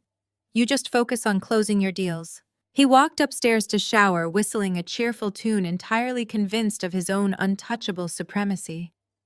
I watched him go, marveling at how easy it was to deceive a man who refused to look closely at anything other than his own reflection. I was wiping down the pristine quartz counters when my phone vibrated in my apron pocket. I pulled it out, expecting a message from my daughter's gymnastics coach or a reminder for a dental appointment. Instead, an iMessage notification glowed on the screen from an unsaved number. But I did not need a contact name to know exactly who was texting me. The message read, I hear the rental market in the suburbs is brutal this time of year. You might want to start packing up your little home office, Maya. Marcus cannot carry a freeloader forever. It was Sarah. She simply could not resist gloating. She was practically vibrating with the need to rub my face in her perceived victory. She wanted me to panic. She wanted me to cry and beg Marcus to explain the cryptic message. She wanted to accelerate the timeline of my destruction because she was impatient to claim her territory. I stared at the glowing screen, the sheer audacity of her taunt sparking a cold, dark thrill in my chest. She was playing a dangerous game with a woman she fundamentally misunderstood. I did not text back. I simply locked my phone, tossed it onto the counter, and let out a soft, genuine laugh. The trap was fully set, the bait had been taken, and the rats were eagerly marching straight toward the cage. I left the phone resting on the cool marble counter and walked over to the stove to boil water for tea. Sarah wanted a frantic, emotional reaction. She desperately wanted to picture me pacing the kitchen floor in a tearful panic, trying to decode her vicious little riddle. She thrived on creating chaos and feeding off the emotional debris of the people she deemed beneath her. As a white woman who had married into a prominent, affluent African-American family, Sarah had always carried a bizarre, deeply rooted insecurity. She overcompensated by constantly trying to prove she was the most sophisticated, financially dominant woman in our entire extended network. Her text message was not just a taunt. It was a pathetic attempt to assert her dominance, to remind me that she was currently holding the keys to my husband's future, while I was allegedly being tossed out with the trash. But the frightened, dependent woman she was trying to break no longer lived at this address. I poured hot water over the loose chamomile leaves, watching the water slowly turn a rich golden amber against the pristine white ceramic of my favorite mug. I inhaled the calming floral scent and took a slow, deliberate sip. The warmth spread through my chest, chasing away any lingering shadows of doubt or heartbreak. A week ago, a message like that would have sent me into a devastating spiral of anxiety. I would have questioned my worth, my marriage, and my ability to keep a roof over my children's heads. Today, the text message simply served as a written confirmation of her guilt and a magnificent validation of my strategy. I carried my mug out of the kitchen and walked into the adjacent family room. Leo and Zuri were sprawled across the plush cream-colored area rug, deeply engrossed in a complex game of building blocks. Leo was meticulously stacking wooden squares to create a towering fortress, while Zuri was strategically placing toy soldiers around the perimeter. I stood quietly in the doorway, letting the profound peace of the moment wash over me. Marcus was entirely willing to trade their childhood home, their stability, and their innocent trust for a glass box in the sky, with a woman who harbored nothing but contempt for their mother. He was willing to disrupt their schools, their friendships, and their sense of basic security just to stroke his own massive, fragile ego. He looked at his children and saw financial obligations. I looked at them and saw my entire world. Looking at them now, I felt an impenetrable wall of protection surrounding us. I was no longer a helpless passenger in Marcus's destructive, runaway vehicle. I was the one driving, and I had just locked all the doors from the inside. I set my tea down on a slate coaster and pulled my laptop from the side table. It was time to pull the hidden tripwire we had so carefully laid out. I opened the encrypted portal connecting me directly to Sterling and Associates in New York. Harrison had left a pending legal document in my secure inbox, waiting for my final executive authorization. By arrogantly signing the doctored post-nuptial agreement that morning, Marcus had officially and legally claimed sole, individual responsibility for the $50,000 home equity line of credit. He thought he was cleverly isolating my access to his future wealth. He failed to realize he was actually isolating himself from any financial protection. The brilliant fine print Harrison and I had buried on page 9 explicitly stated that any unilateral separation of marital debt instantly triggered an automatic acceleration clause with the primary mortgage holder.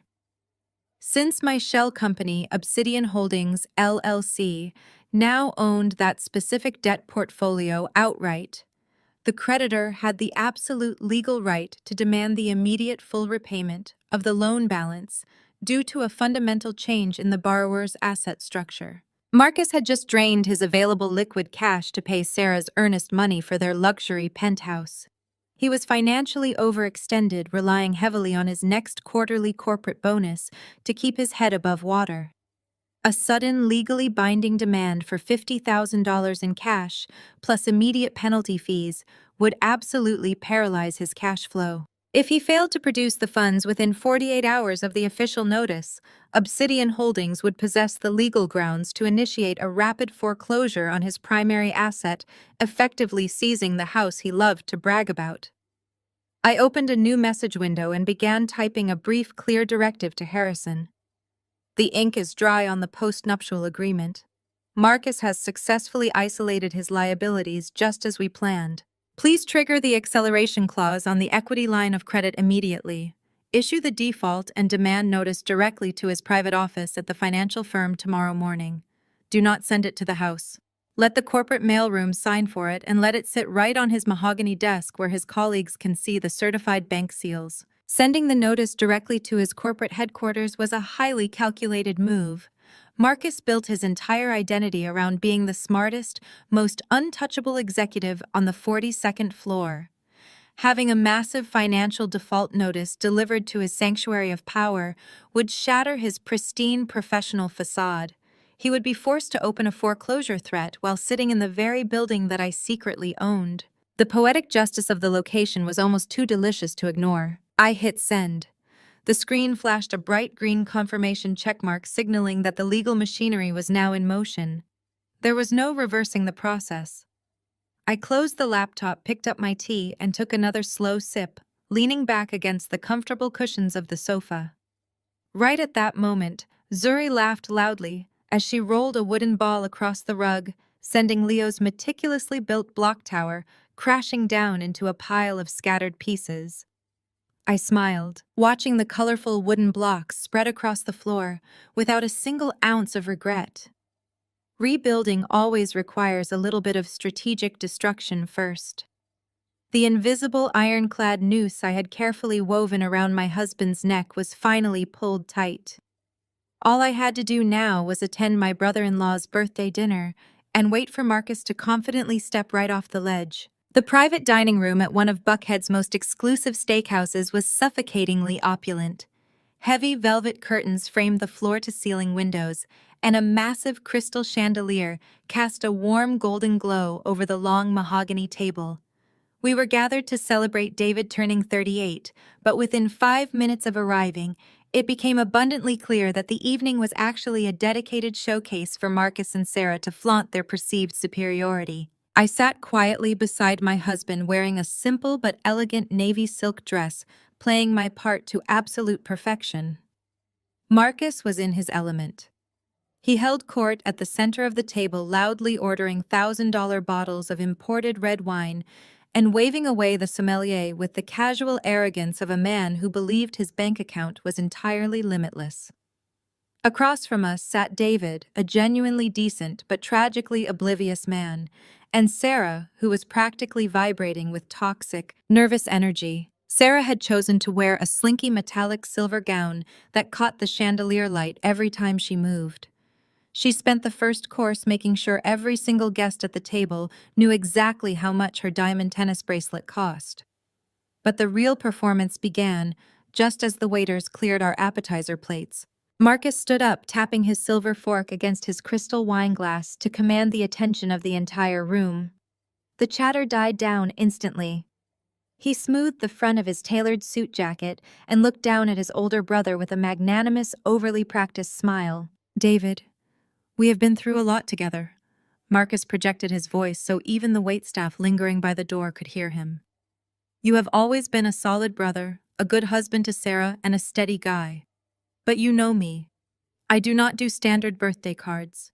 I believe that when you reach a certain echelon of success, you have an obligation to bring your family up with you." Marcus reached into his breast pocket and pulled out a heavy, unmistakable green velvet box.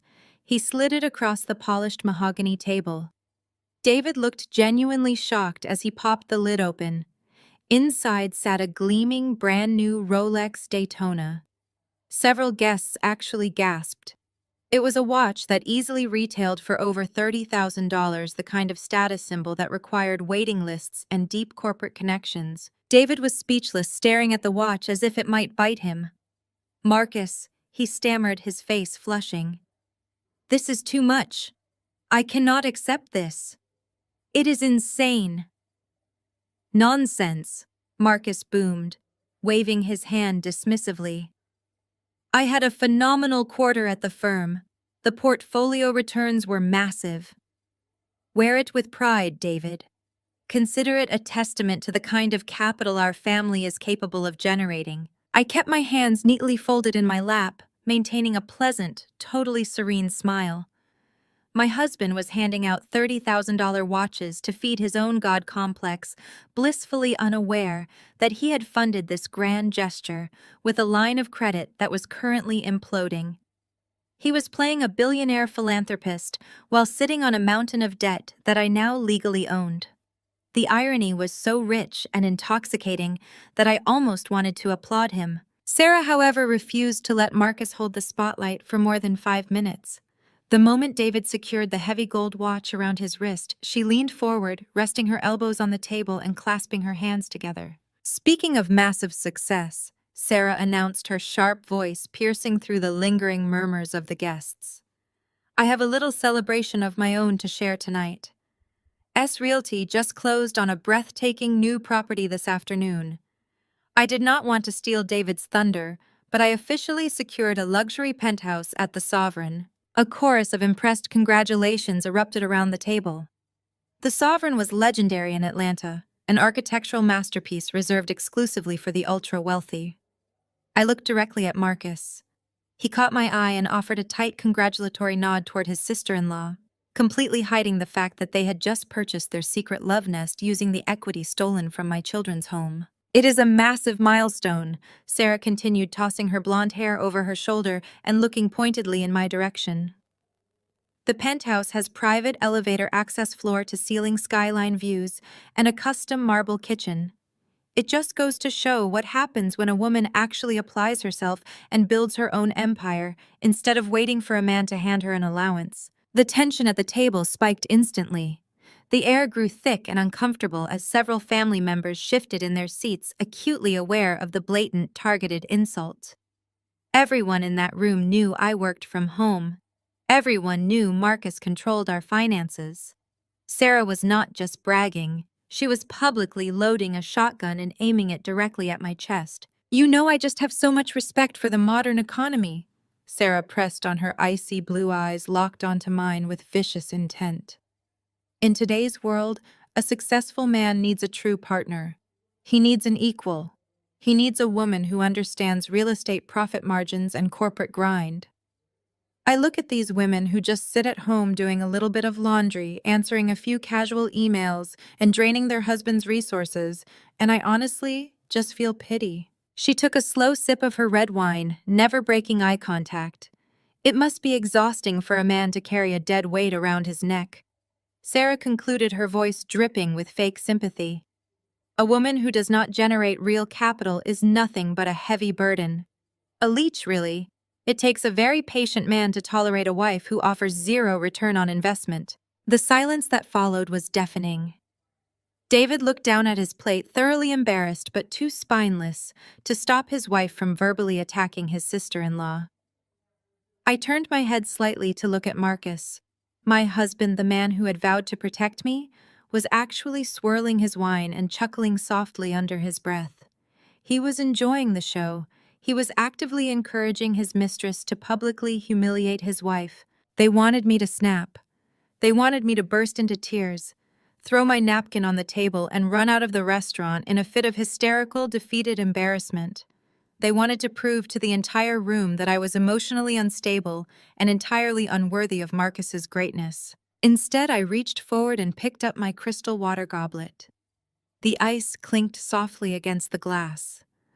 I took a calm, refreshing sip, letting the cool water wash away any lingering trace of anxiety.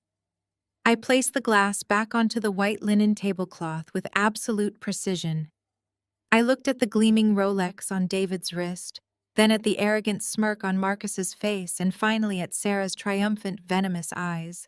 They had absolutely no idea that the cliff edge was right beneath their feet. "You are absolutely right, Sarah," I said, setting my crystal glass down with a soft but distinct clink that drew the attention of the entire table. A successful man does need a true partner. He needs a woman who genuinely understands profit margins and the corporate grind, rather than someone who just pretends to play the game while drowning in invisible debt. Sarah's smug smile faltered for a fraction of a second. She quickly recovered, lifting her chin defensively and adjusting her posture to project confidence. "I am not sure what you mean by that, Maya. But then again, I would not expect someone who works from her kitchen table to understand commercial real estate or high-level acquisitions." I leaned forward slightly, resting my forearms on the heavy mahogany table. The private dining room had grown deathly quiet, with every guest hanging onto my every word. "I understand quite a bit about commercial real estate," I replied, my voice smooth, conversational, and entirely lethal. "For instance, I know that purchasing a luxury penthouse at the Sovereign requires an incredibly tight financial vetting process. It is a highly exclusive property. The board typically demands strict proof of liquid capital and verified income history. They severely frown upon buyers who leverage their purchases with shady, high-interest secondary loans or undisclosed home equity lines of credit. It is simply too risky for the association.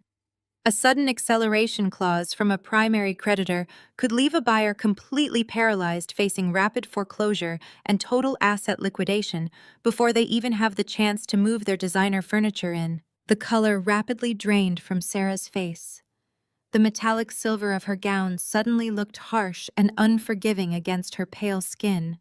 Her mouth opened slightly, but no words came out. Her eyes darted toward Marcus in sheer, unadulterated panic, silently asking him if I somehow knew the truth about the $50,000 he had stolen from my house to fund her earnest money deposit. And speaking of business empires, I continued smoothly, not letting her catch her breath or formulate a lie. "I have always found boutique brokerages fascinating. Take your firm, for example. It takes a massive amount of overhead to maintain an illusion of extreme wealth. Renting premium executive office suites in downtown Atlanta requires massive monthly cash flow. I read a fascinating industry article recently about how many of these flashy boutique firms actually operate on precarious month-to-month probationary leases because they lack the capital to secure long-term corporate backing. One missed payment, one ethical violation clause triggered by the commercial landlord, and the entire illusion collapses overnight. The eviction notices just pile up, leaving the brokers completely locked out of their own glamorous offices. Sarah's jaw actually dropped. The crystal champagne flute in her hand trembled visibly, spilling a few drops of expensive wine onto the pristine white tablecloth. She looked absolutely terrified, stripped of all her arrogance in a matter of seconds. I had just effortlessly summarized her entire fraudulent existence, hinting at both her pending commercial eviction and the fragile illegal financial scheme she had cooked up with my husband. David looked utterly confused by his wife's sudden silence, glancing back and forth between us, completely blind to the reality of the situation. Marcus slammed his hand flat against the table. The sudden violent noise echoed sharply off the velvet walls, making several guests jump in their seats. "That is enough," Marcus barked, his voice laced with absolute fury. His polished corporate composure was completely shattered. He stood up abruptly, his chair scraping loudly against the hardwood floor. "You have had too much wine. You are making absolutely no sense and you are embarrassing yourself. We are stepping outside right now." He did not wait for my response or ask for my consent. He rounded the table, gripped my upper arm with bruising aggressive force, and practically dragged me out of the private dining room. I did not resist or cause a physical scene. I walked smoothly beside him, maintaining my perfect icy posture as he pulled me down the dimly lit hallway toward the private restrooms. He shoved me into a quiet alcove near a decorative marble fountain, looking around frantically to ensure none of his colleagues or family members had followed us. His chest was heaving under his tailored suit, his face flushed dark red with barely contained rage. "What is wrong with you?" he hissed, pointing a rigid finger directly in my face. "Are you literally insane? You sit there and insult my brother's wife on his birthday. You start spewing absolute garbage about real estate and corporate leases like you have any clue how the real world works. You are a stay-at-home mother who answers emails for small businesses. You know absolutely nothing about capital or leveraging assets or corporate vetting processes." I looked at his pointing finger, then slowly met his furious gaze. I did not shrink back into the shadows. I did not apologize or cower like the obedient, financially dependent wife he expected me to be. "I know exactly how leverage works, Marcus," I replied, keeping my voice perfectly calm and terrifyingly even. "I know that people who build their lives on stolen money and hidden debt are always the first to panic when someone casually mentions a foreclosure or a credit check." Sarah looked like she was going to pass out right into her steak. "I was just making conversation about the current market. Why are you acting so defensive and protective of her business?" "You are making conversation to ruin the night because you are bitter and jealous," he spat, stepping closer to try and physically intimidate me into silence. "Sarah is a licensed broker closing massive deals and making a name for herself. You are throwing a pathetic tantrum because she correctly pointed out that you do not contribute anything of actual financial value to our household. You humiliated me in front of my brother and my professional peers. You embarrass my family just because you cannot handle the truth about your own lack of ambition." I stared at him, marveling at the sheer blinding depth of his delusion. He was standing in a hallway berating me for embarrassing his family, completely ignoring the massive betrayal he was orchestrating right under his brother's nose. He was so consumed by his own arrogance that he could not see the gaping hole in the ice right beneath his expensive shoes. "I will tell you exactly what is going to happen," Marcus continued, his voice dropping to a vicious, threatening whisper. "You are going to walk back into that dining room, you are going to apologize to Sarah and David, and then you are going to sit quietly for the rest of the evening. If you ever disrespect my family or my career in public again, I will make sure you regret it for the rest of your life. Do you understand me?" I looked at the man I had loved, the man I had sacrificed my own corporate ambitions for, and felt absolutely nothing but a cold, surgical precision. He wanted an apology. He wanted submission. "I understand perfectly, Marcus," I said softly. "I understand exactly what kind of man you are, and I understand exactly what needs to be done." I turned away from him and walked back down the velvet hallway, my head held high. I was not going to apologize. I was going to let him believe he had won this trivial little hallway argument because the true destruction was already scheduled to arrive at his corporate office on Monday morning. The drive back to our subdivision was buried in a suffocating heavy silence. Marcus gripped the leather steering wheel so tightly his knuckles mirrored the white lines of the highway. I sat in the passenger seat, watching the city lights blur past the window, feeling absolutely nothing for the man seething beside me. We pulled into the driveway, the tires crunching against the pavement. He killed the engine, but neither of us made a move to open our doors. He finally unbuckled his seatbelt, stepped out into the humid night air, and marched up to the front door without waiting for me. I followed him inside, dropping my clutch onto the entryway console. The babysitter had already put Leo and Zuri to bed and left a note on the kitchen counter. The house was perfectly quiet, a serene backdrop for the execution he was about to attempt. Marcus did not bother taking off his suit jacket. He turned to face me in the center of the grand foyer, his dark eyes entirely devoid of the charismatic warmth he had shown his brother just hours earlier. "We are done, Maya," he stated, his voice a flat, hollow blade. "I am officially calling it. I am not spending another year of my prime tied to a woman who actively tries to sabotage my family relationships and embarrass me in front of my peers." I stood near the staircase, resting my hand on the polished wooden banister. I did not gasp. I did not clutch my chest. I simply waited for him to finish his rehearsed corporate termination speech. Upstairs, my children were sleeping peacefully, completely unaware that their father was standing in the foyer eagerly dismantling our family unit just so he could finance a fantasy life with his brother's wife. "I am initiating a formal separation," Marcus continued, pacing the length of the hardwood floor. "And since you clearly have zero respect for the lifestyle I provide, you no longer get to enjoy it.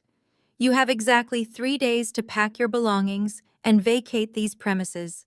By Monday evening, I want your keys on that counter." 3 days, I repeated, keeping my tone perfectly neutral, letting him bask in the illusion of his absolute authority. 3 days, he confirmed, pulling his smartphone from his pocket. "And just so we are completely clear on the new reality of your situation, I am cutting your access right now." He tapped the screen a few times, navigating to our banking application. "I am instantly terminating the household expense cards. You signed the post-nuptial agreement yesterday morning, which means you have absolutely no legal claim to my accounts, my assets, or this property. If you want to pay for a moving truck, I suggest you start dipping into whatever pennies you have saved from your little consulting hobby." He locked his phone and slid it back into his pocket, looking at me with pure, unadulterated contempt. "You brought this entirely on yourself. You thought you could run your mouth at a high society dinner, and I would just swallow it. You overplayed your hand, Maya. Now you get to learn how the real world operates when you do not have a successful man funding your existence." He wanted me to break. He was practically vibrating with the anticipation of watching me shatter into a million desperate pieces. He wanted me to fall to my knees, beg for his forgiveness, and plead for just a little more time so I would not be homeless. He wanted to feel like a god issuing a harsh but necessary decree. I looked up at the high ceilings of the foyer, taking a slow, deep breath, and then looked right back at his expectant face. "I understand, Marcus," I said softly. "I will not fight you on this. If you want me out by Monday, I will be out by Monday." Marcus frowned, his brow furrowing in deep confusion. My absolute lack of resistance disrupted his entire script. He had geared up for a massive, hysterical screaming match, but I was handing him a quiet, effortless victory. His massive ego quickly rationalized my behavior. He assumed the reality of my impending poverty had paralyzed me into total submission. "Good," he grunted, adjusting his collar, trying to regain his dominant posture. "Do not try to take anything that belongs to the house. I will be checking the inventory. I'm sleeping in the guest room tonight. Have your things boxed up before the weekend is over." He turned on his heel and marched up the staircase, leaving me alone in the dim light of the entryway. I listened to his heavy footsteps echo down the second-floor hallway, followed by the sharp, definitive slam of the guest bedroom door. The house fell completely silent again. I stood at the bottom of the stairs, perfectly still, letting the absolute genius of his timeline wash over me. He wanted me out by Monday. Monday. The exact same day, the corporate mailroom at his financial headquarters would sign for a certified default and demand notice from Obsidian Holdings LLC. The exact same day, his CEO would find out Marcus was facing a catastrophic foreclosure due to illicit borrowing. The exact same day, Sarah's commercial landlord would terminate her probationary lease for ethical violations. I slowly walked up the stairs, my hand gliding effortlessly along the banister. I did not go to the master bedroom to cry into my pillows. I walked straight into my massive walk-in closet and pulled a large hard-shell suitcase down from the top shelf. I laid it flat on the velvet ottoman in the center of the room and unzipped it with a sharp, satisfying sound. I moved methodically, pulling crisp blouses, tailored slacks, and elegant dresses from their hangers. I folded them with absolute precision, placing them neatly into the suitcase. I was not packing to flee to a cheap motel. I was gathering my armor for a triumphant relocation to a luxury penthouse suite at a 5-star hotel downtown. A suite I had already booked using the unlimited corporate expense account tied to the Elias Trust. I would take Leo and Zuri there after school on Monday, shielding them entirely from the fallout. I paused for a moment, my hands resting on the edge of the open suitcase. I looked at my reflection in the full-length mirror mounted on the closet door. My face was completely serene, completely devoid of any heartbreak or fear. A slow, chilling smile tugged at the corners of my mouth, growing wider as I imagined the absolute devastation waiting for my husband at the start of the business week. Marcus thought he had just issued an eviction notice to a dependent housewife. He did not know he had just set the timer for his own total annihilation. I closed the suitcase, snapped the locks into place, and prepared for the greatest explosion of my entire life. The weekend passed in a blur of quiet, meticulous preparation. By the time Monday afternoon arrived, the air in Atlanta was thick with humidity and the electric charge of impending destruction. I pulled into our upscale subdivision, the tires of my SUV humming smoothly against the familiar asphalt. In the back seat, Leo and Zuri were completely engrossed in their tablets. I had already arranged for a trusted private driver to meet us at the end of the block. He was waiting to whisk my children away to the luxury hotel suite I had prepared, shielding them entirely from the explosive fallout that was about to occur. I parked the car, kissed their foreheads, and locked the doors, leaving the air conditioning running. "Mommy will be right back," I promised them with a bright, reassuring smile. I turned around and walked up the long concrete path alone. Every step I took closed the loop on the devastating timeline that had begun just a few days prior. The scene unfolding in front of me was exactly as I had known it would be. Sarah's pristine white Range Rover was parked haphazardly near the walkway, an arrogant declaration of her presence. Marcus stood on our front porch, his arms crossed tightly over his tailored navy suit. Sarah stood right beside him, her shoulder brushing against his, clutching a thick stack of manila folders. They looked down at me from their elevated position, like a pair of monarchs preparing to banish a peasant. "It is not your front porch anymore, Maya," Sarah sneered, her voice cutting through the quiet suburban afternoon. She tossed the heavy folders forward. They hit the concrete with a loud slap, sliding open to reveal the bold black lettering at the top. "Petition for dissolution of marriage." Marcus did not flinch. "Sign them," he demanded coldly. "I have already filed the preliminary paperwork. My lawyer expedited the process. We are done." Sarah took a step closer to the edge of the porch, her blue eyes narrowing with undisguised contempt. "Marcus is done carrying your dead weight," she spat. "You contribute absolutely nothing to this household. Pack your bags. This house has no room for a leech." A normal woman would have broken down.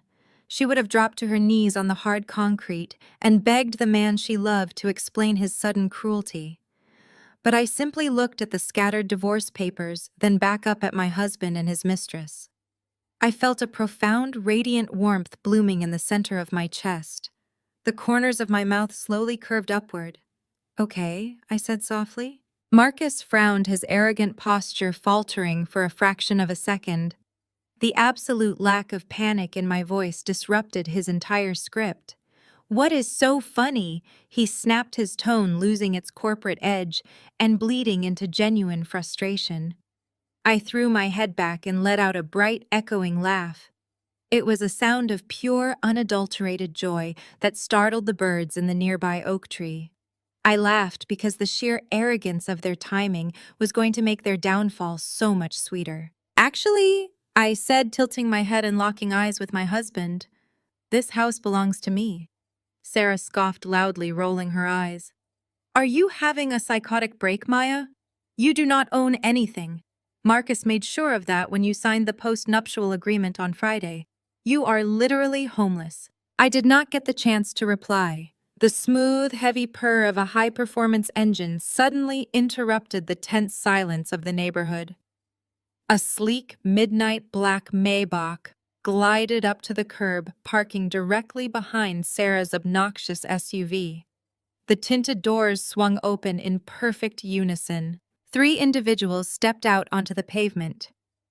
At the front was Harrison Sterling, looking like the absolute embodiment of Manhattan power in a bespoke charcoal suit. Flanking him were 2 junior partners carrying sleek, heavy leather briefcases. They walked up the driveway with absolute precision, their expensive shoes clicking rhythmically against the concrete. Marcus stared at them, his brow furrowing in deep, panicked confusion. As a senior financial executive, he recognized elite corporate power when he saw it. He knew the difference between a local family lawyer and a team of ruthless corporate litigators. He just could not fathom why they were marching toward his front porch. Harrison stopped right beside me. He offered a deeply respectful nod, completely ignoring the 2 gaping figures on the porch. "Good afternoon, Madam Director," he said smoothly, his resonant voice carrying easily through the humid air. "The property transfer protocols have been successfully executed in New York. We have the final confirmation documents right here." Marcus blinked rapidly, his eyes darting between me and the imposing attorney. "Madam Director," he repeated, stepping closer to the porch railing. His voice was laced with defensive irritation and a sudden creeping dread. "Who are these people, Maya?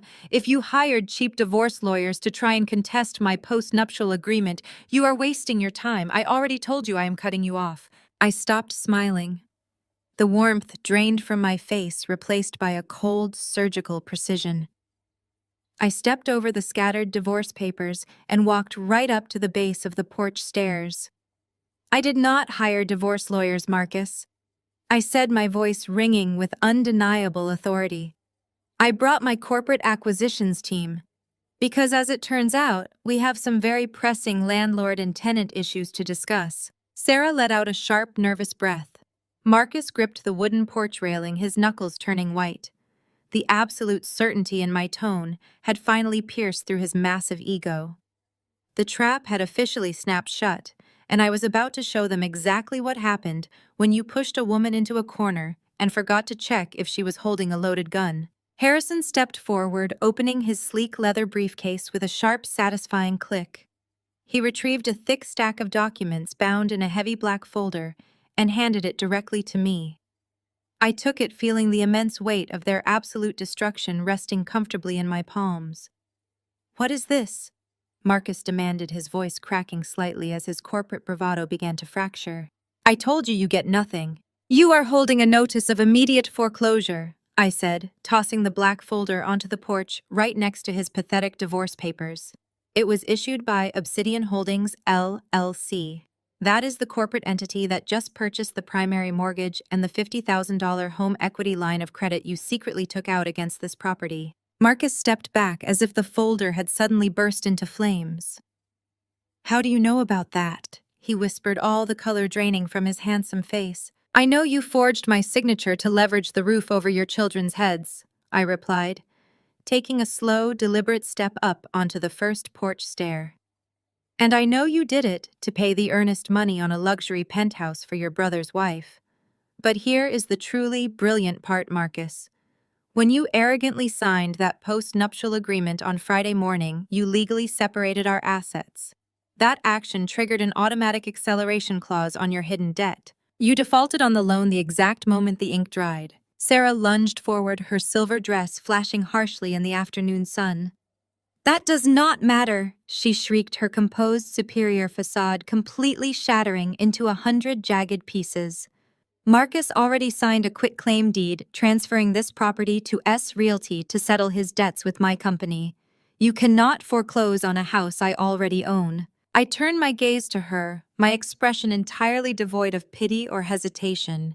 "Sarah, you really should consult better attorneys. You cannot transfer a deed that is actively encumbered by a defaulted loan. Obsidian Holdings seized this asset at 9 o'clock this morning. Your fraudulent transfer is completely void. You own absolutely nothing." Marcus ran a trembling hand over his face. He was sweating profusely, his expensive tailored suit suddenly looking suffocating and restrictive. "You cannot do this to me," he stammered, shaking his head in frantic denial. "I am a senior executive. I generate massive capital. I will just pay off the loan tomorrow. I will liquidate my stock options and bury you in court." I let out a soft, pitying sigh, shaking my head. "Pay it off with what, Marcus? Your salary." I snapped my fingers. Harrison immediately handed me a second envelope, this one bearing the unmistakable embossed seal of Marcus's elite financial group.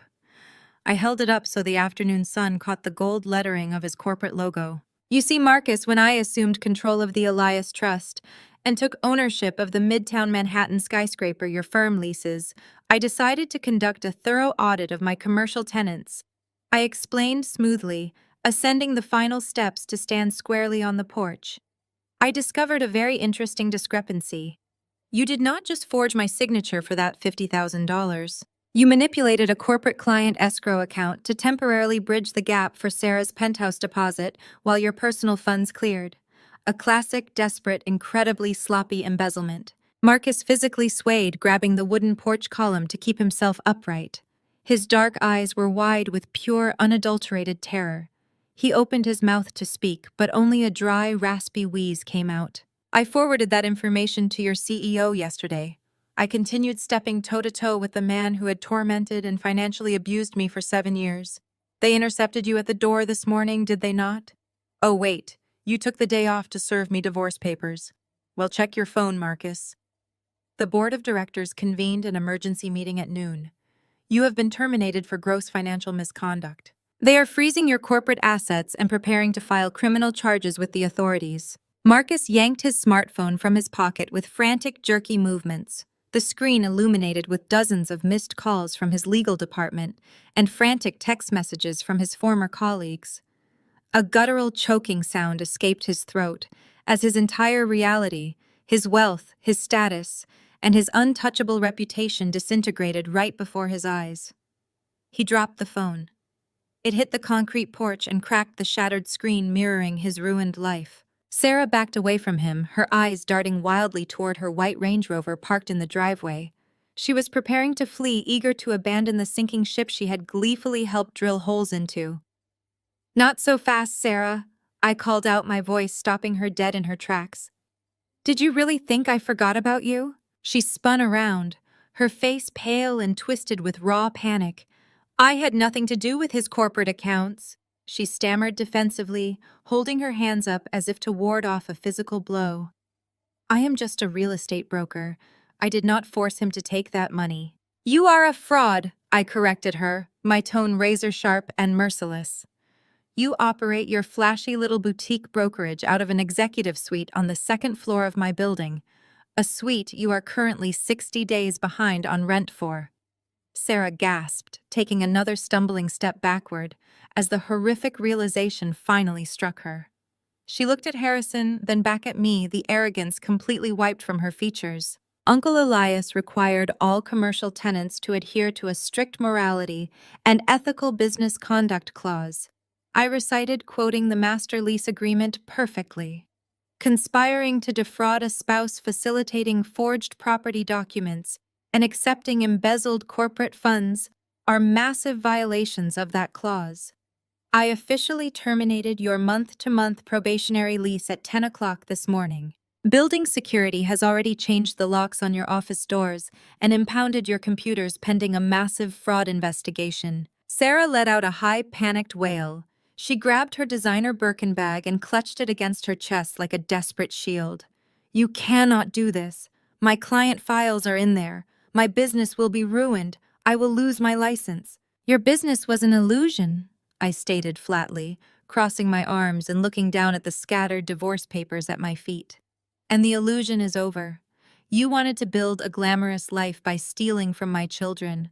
Now you get to experience what it actually feels like to be tossed out on the street with absolutely nothing." Before Sarah could even attempt to formulate another pathetic excuse, the sharp screech of tires braking against the curb echoed through the quiet suburban street. A sleek black town car pulled up directly behind Harrison Sterling's Maybach. The heavy passenger door swung open with forceful momentum. David stepped out onto the pavement. He was not wearing his usual relaxed, easygoing smile. His posture was rigid, his jaw clenched so tightly a muscle jumped in his cheek. He looked like a man who had just survived a horrific car crash and was now staring at the driver who had intentionally cut the brakes. In his right hand, he gripped a thick manila envelope so hard the paper was crumpling. Sarah gasped, her voice pitching up an octave as she took a desperate, trembling step toward the stairs. "Honey, thank God you are here. Maya has lost her mind.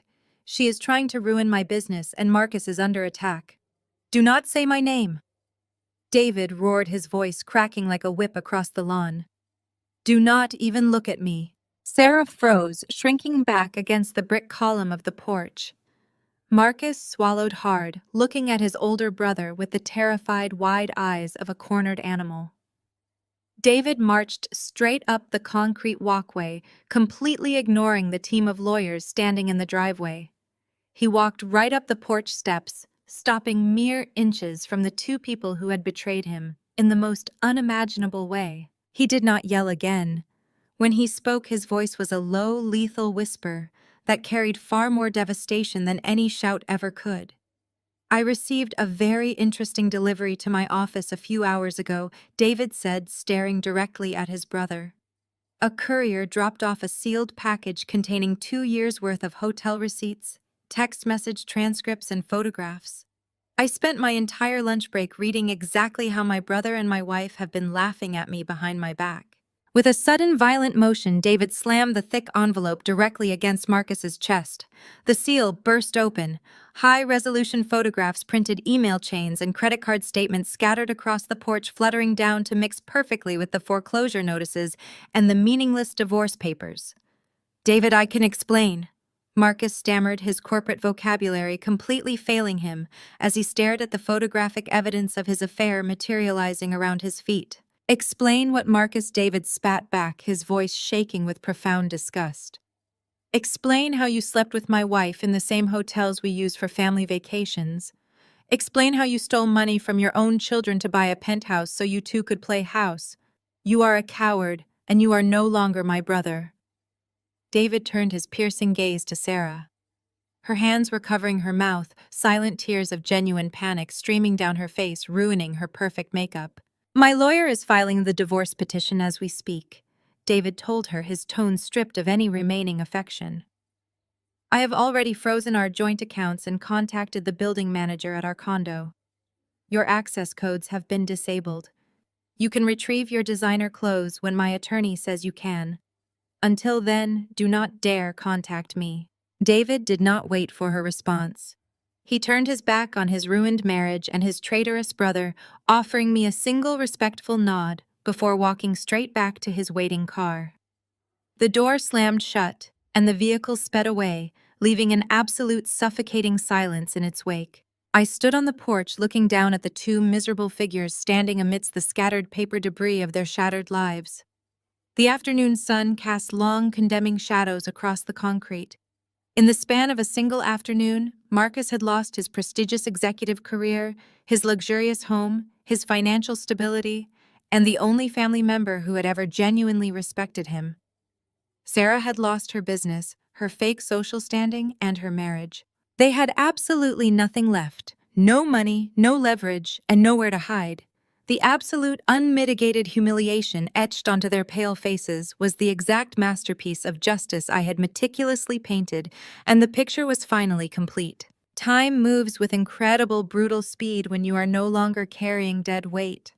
The fallout from that afternoon on the porch was swift and merciless.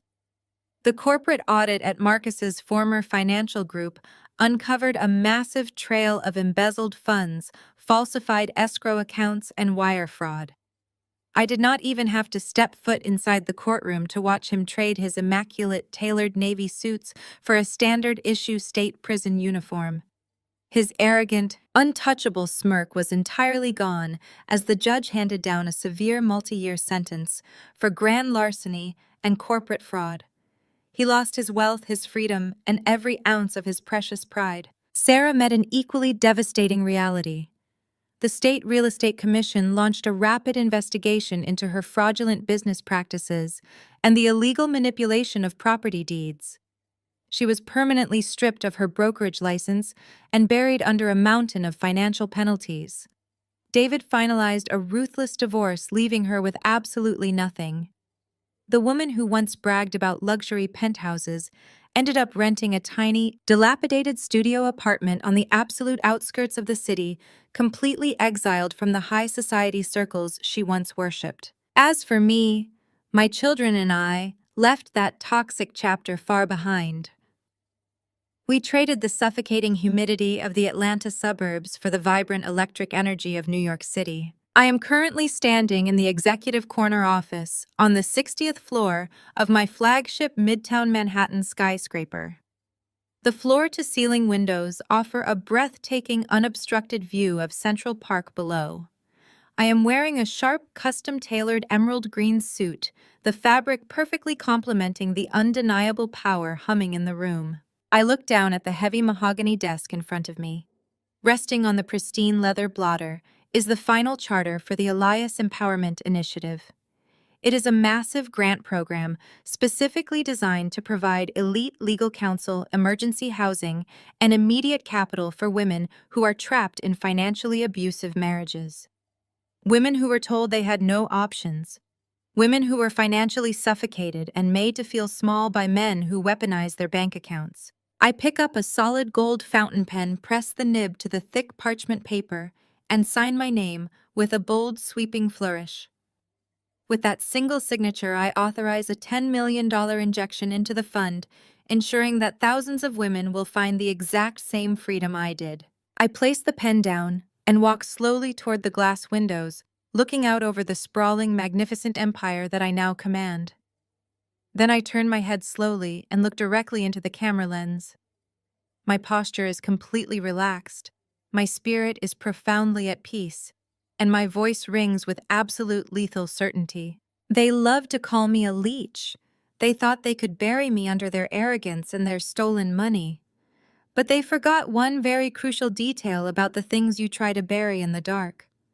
When roots grow deep enough and strong enough in the shadows, they will effortlessly bring down an entire building when they finally decide to rise.